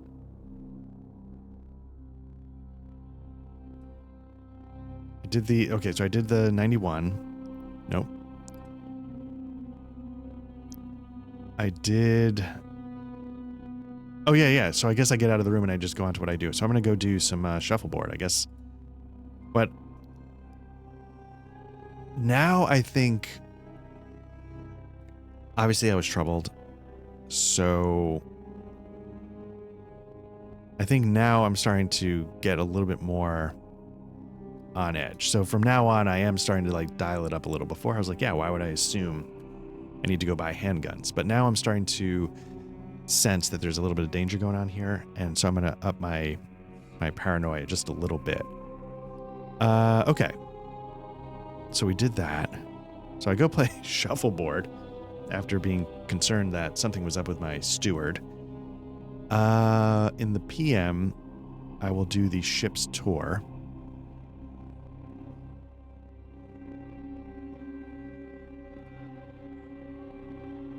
PM, make a successful spot hidden and go to 69. Let's see if I can pull this off. 26, I get it. Nice. So since I get it, if you make a successful spot hidden, go to 69. Picture, entry 69, the men on the deck of the ship. So again, they give you a little image. I'm going to zoom to fit. So, okay, so there's two suspicious looking people on the deck of the ship. Two foreigners stand on deck. The tall fellow wears a robe with a cowl. He's perhaps Arabic or Turkish. The shorter fellow, ferret-like, looks in your direction. Though they seem out of place on this ship, they make you feel uncomfortable. Move on a day and go to 187. All right. So that is the Sunday of this journey. This is the kind of stuff I was talking about, like, you know, with... because I think when you buy Miskatonic in this thing, there's like tons of handouts. So I was just kind of curious to get a vibe check of what that was like. Okay. Let's see. So that's... We go back to the night. We go back to our room for the night. Why would you need entry 8? Okay.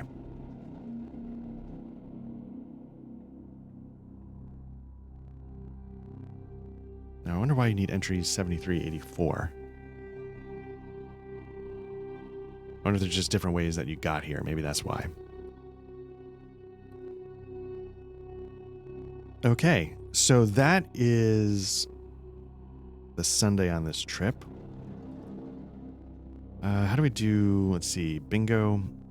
Starting Sunday morning, select 3 ship activities, 1 for AM, PM, night. Go to a specific entry number. Okay, so that was Sunday. For night, let's say we do... Was bridge at night? Yeah, we played some bridge before bed. So then... How many days does this trip take? On the second Monday, you're in Athens. So we're going to be in Athens on the 14th. So let me mark that down.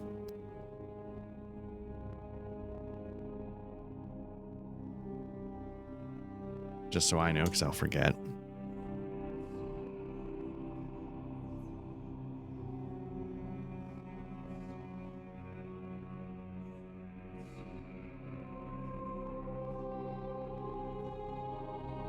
Okay.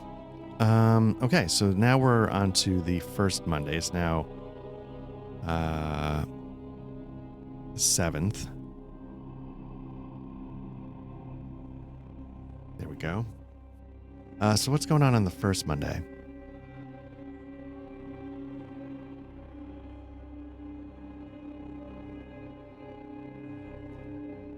I'm not sure I quite understand. When the day arrives, go to the specified entry number and follow the entry to its conclusion. If the activity you selected matches an activity there.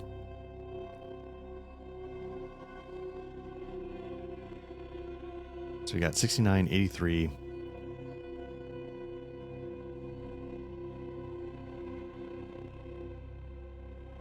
So I don't...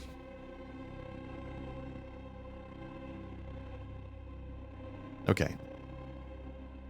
First Sunday, we did that. First Monday, go to 109.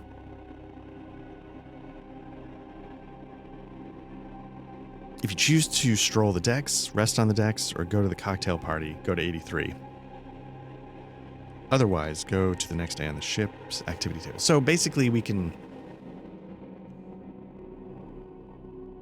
You know what? Let's say this. In the morning I get up. Again, my paranoia is getting a little bit peaked. And I go strolling the decks to see if I can find these people that I thought were sort of giving me a look the other day. Go to 69. If you've been there before with a successful int, go to 115. Otherwise, move on. Okay, so I've been to 69 before because I think that's when the two people were looking at me. So it sounds like I spot these two gentlemen looking at me again. And I'm going to do an intelligence roll to figure out what's going on, if I get any insight into what's happening here. I get a 6, so I'm going to... If those types of rolls mattered, I would get all the insight, so let's see what they're up to.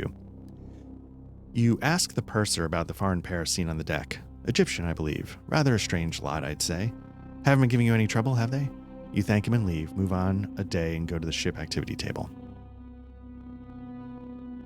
Okay, so let's say I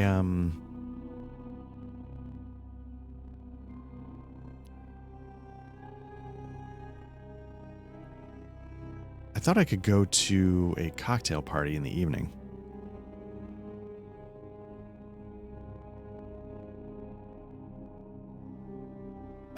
Where is...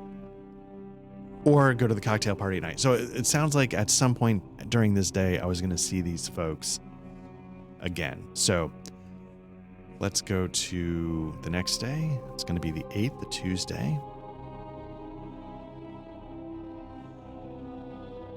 Doesn't really matter what time it is because tracking doesn't matter. So now it's going to be Tuesday. We're going to go to 126. Do I need to do anything?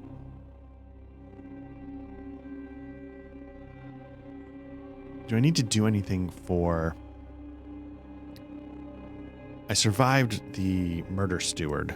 So is there anything I need to do?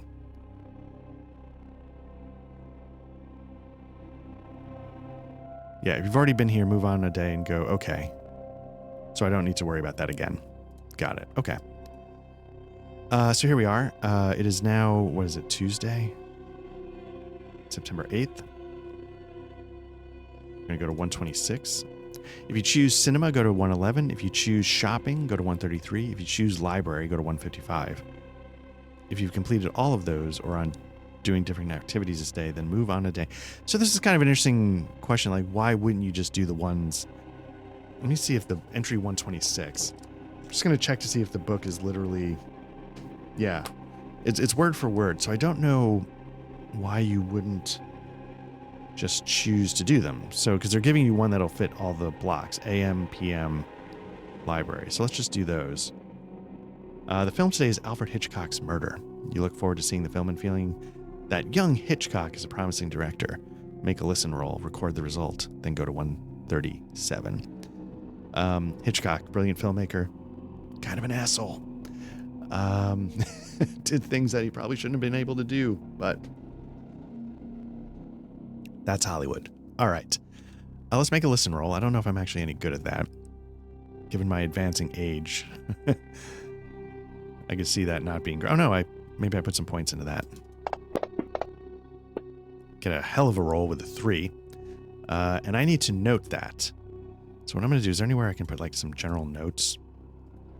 Yeah, I've already done that. So let's... I'll put entry 111, ship cinema, listen check 3. Right? 3. Yeah, that's pretty good. It's actually fantastic. Okay, so make a listen roll, record the result, then go to 137. If you made your listen roll, you hear 2 people coming down the row of seats and sit behind you. Entering, you notice that the theater was nearly empty. A successful dex roll gets you out of your seat in time and out of the theater. Move on a day and go to the ship activity. If you failed your listen or dex. So I definitely passed the listen roll, so I don't know if I'm going to really need to know that anymore, but I'm not sure I've got great dex. Oh no, I'm actually not bad. But my roll could not be worse with a 99. I could spend 39 of your luck to succeed, But that is a hell of a lot of luck. If you failed your listen or dex, you just become aware of the people behind you. 2 massive leathery hands with the skin flaking off as they close, clamp around your neck like a vice and start to strangle you. Make a hard strength roll. You have 1d6 tries to succeed. So let's first see how many tries I have to succeed. 1? Holy cow.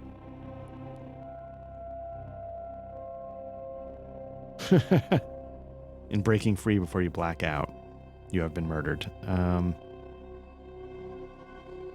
If you succeed, you run out of the theater. You will not be pursued, but your attackers will not be found either. I've got good strength. 78. Okay, because I'm going to be dead if I don't. I'm going to spend that luck and succeed. So I'm going to go to 126. Okay. Got it. Your attackers will not be found, but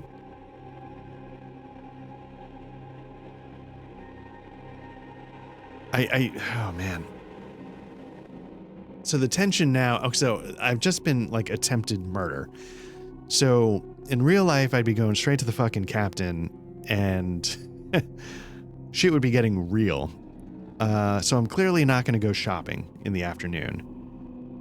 But the idea that I would just be, 1, walking around the ship, or 2, allowed to be just walking around the ship when I would just attacked feels insane. But let's say I do go to the library, because now I'm starting to think like something's really up.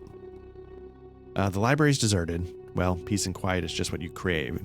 Especially after what's happened. I need some, I just want to be somewhere where I don't think somebody's going to be... This is fucking stupid too, because what I would do is I'd lock myself in my room for the rest of the trip.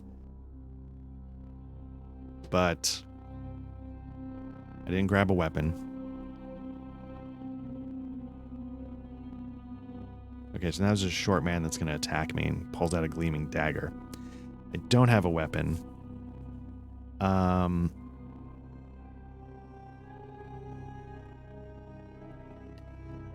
So I'm not going to get into a fight with him.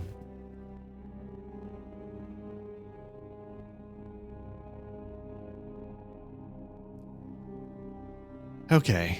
If you have a weapon, make a dex roll to see if you get it out before the dagger lands. Otherwise, you'll have to try and dodge the blow. What was my dodge?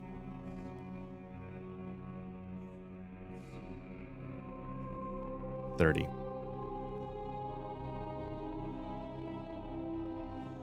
He'll continue to stab you while you fight back or dodge. If you have a handgun, you may fire.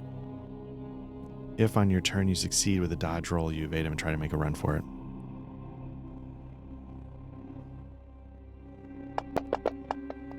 $44. Again, I'm going to have to spend the luck because otherwise I'm dead.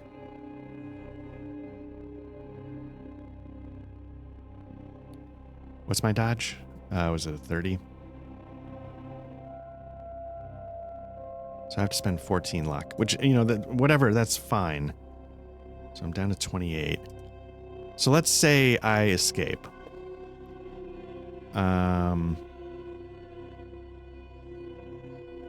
If your attacks force him to break off or you get past him, his tall companion stands at the library entrance blocking your escape.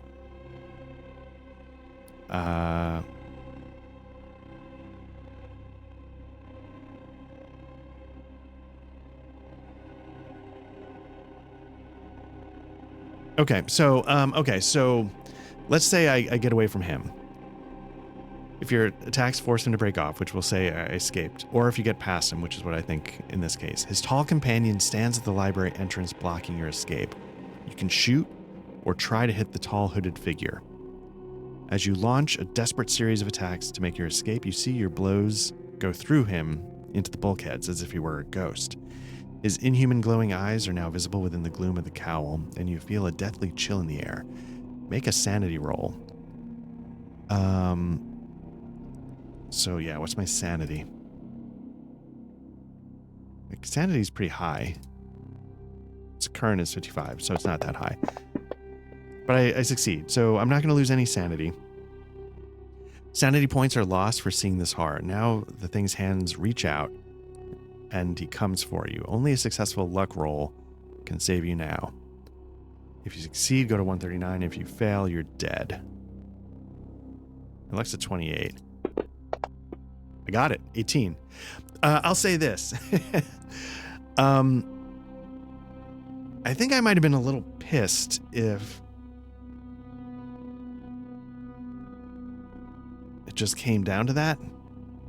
I'm not thrilled that that's what just happened, but okay. Let's go to 139. Just at that moment, one of the ship's officers enters, distracting the thing, allowing you to get away. The officer, his hair standing on end, wisely turns on his heels and runs with you down the hall to safety. The captain has you guard. Okay. For the rest of the trip, no sign of your attackers are found. You have no more ship activity selections. Mark off the remaining days and disembark in Athens at 173. Okay, that makes sense at least. So now we're going to say it's now the 14th. I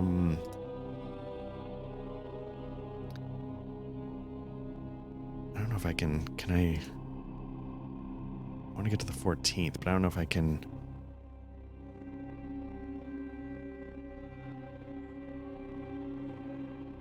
Okay, so it's Monday the 14th. We'll say it's like, 8 a.m. or whatever, normal. And we're going to disembark in Greece.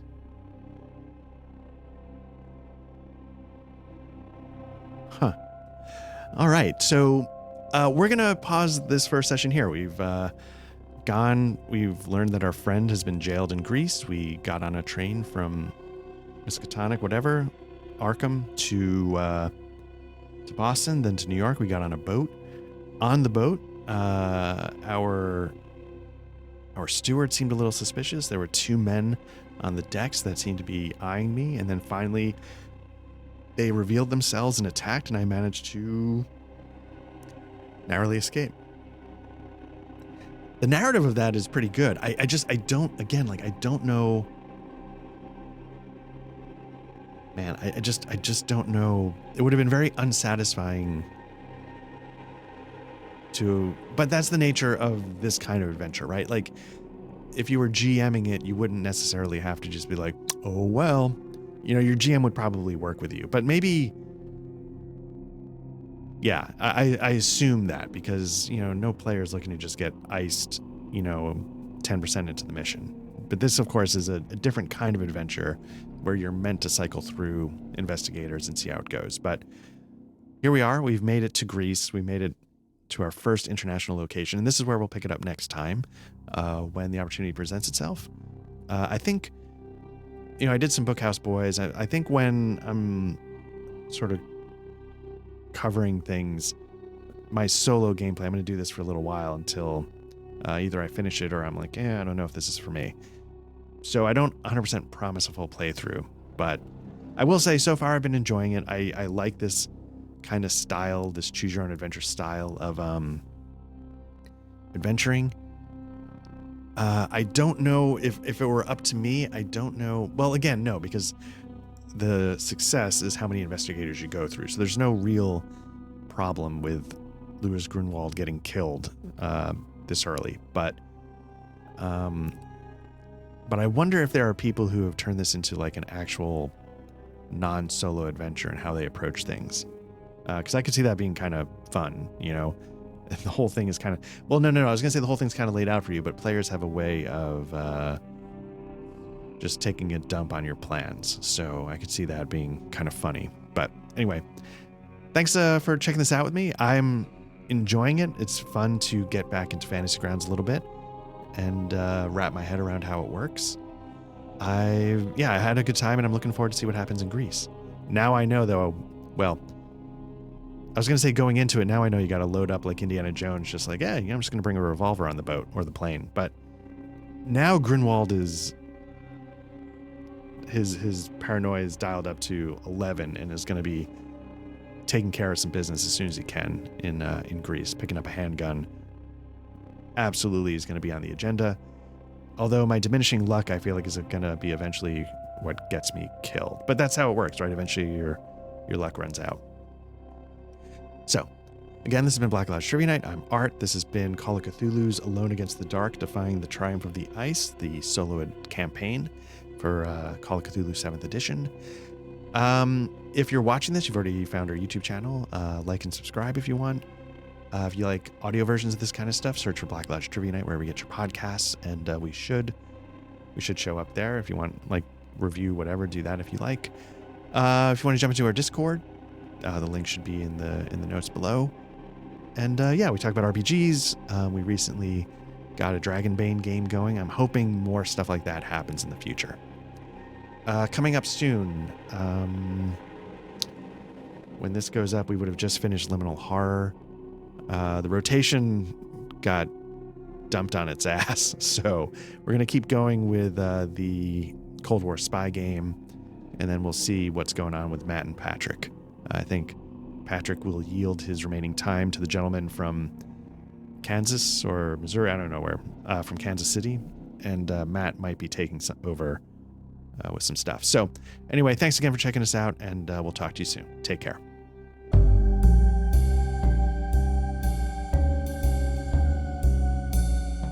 The music during the RPG session in Foundry was provided by the Foundry module Tabletop RPG Music and composed by Ian Fisher. You can find his Patreon at www.patreon.com/tabletop RPG music, all one word.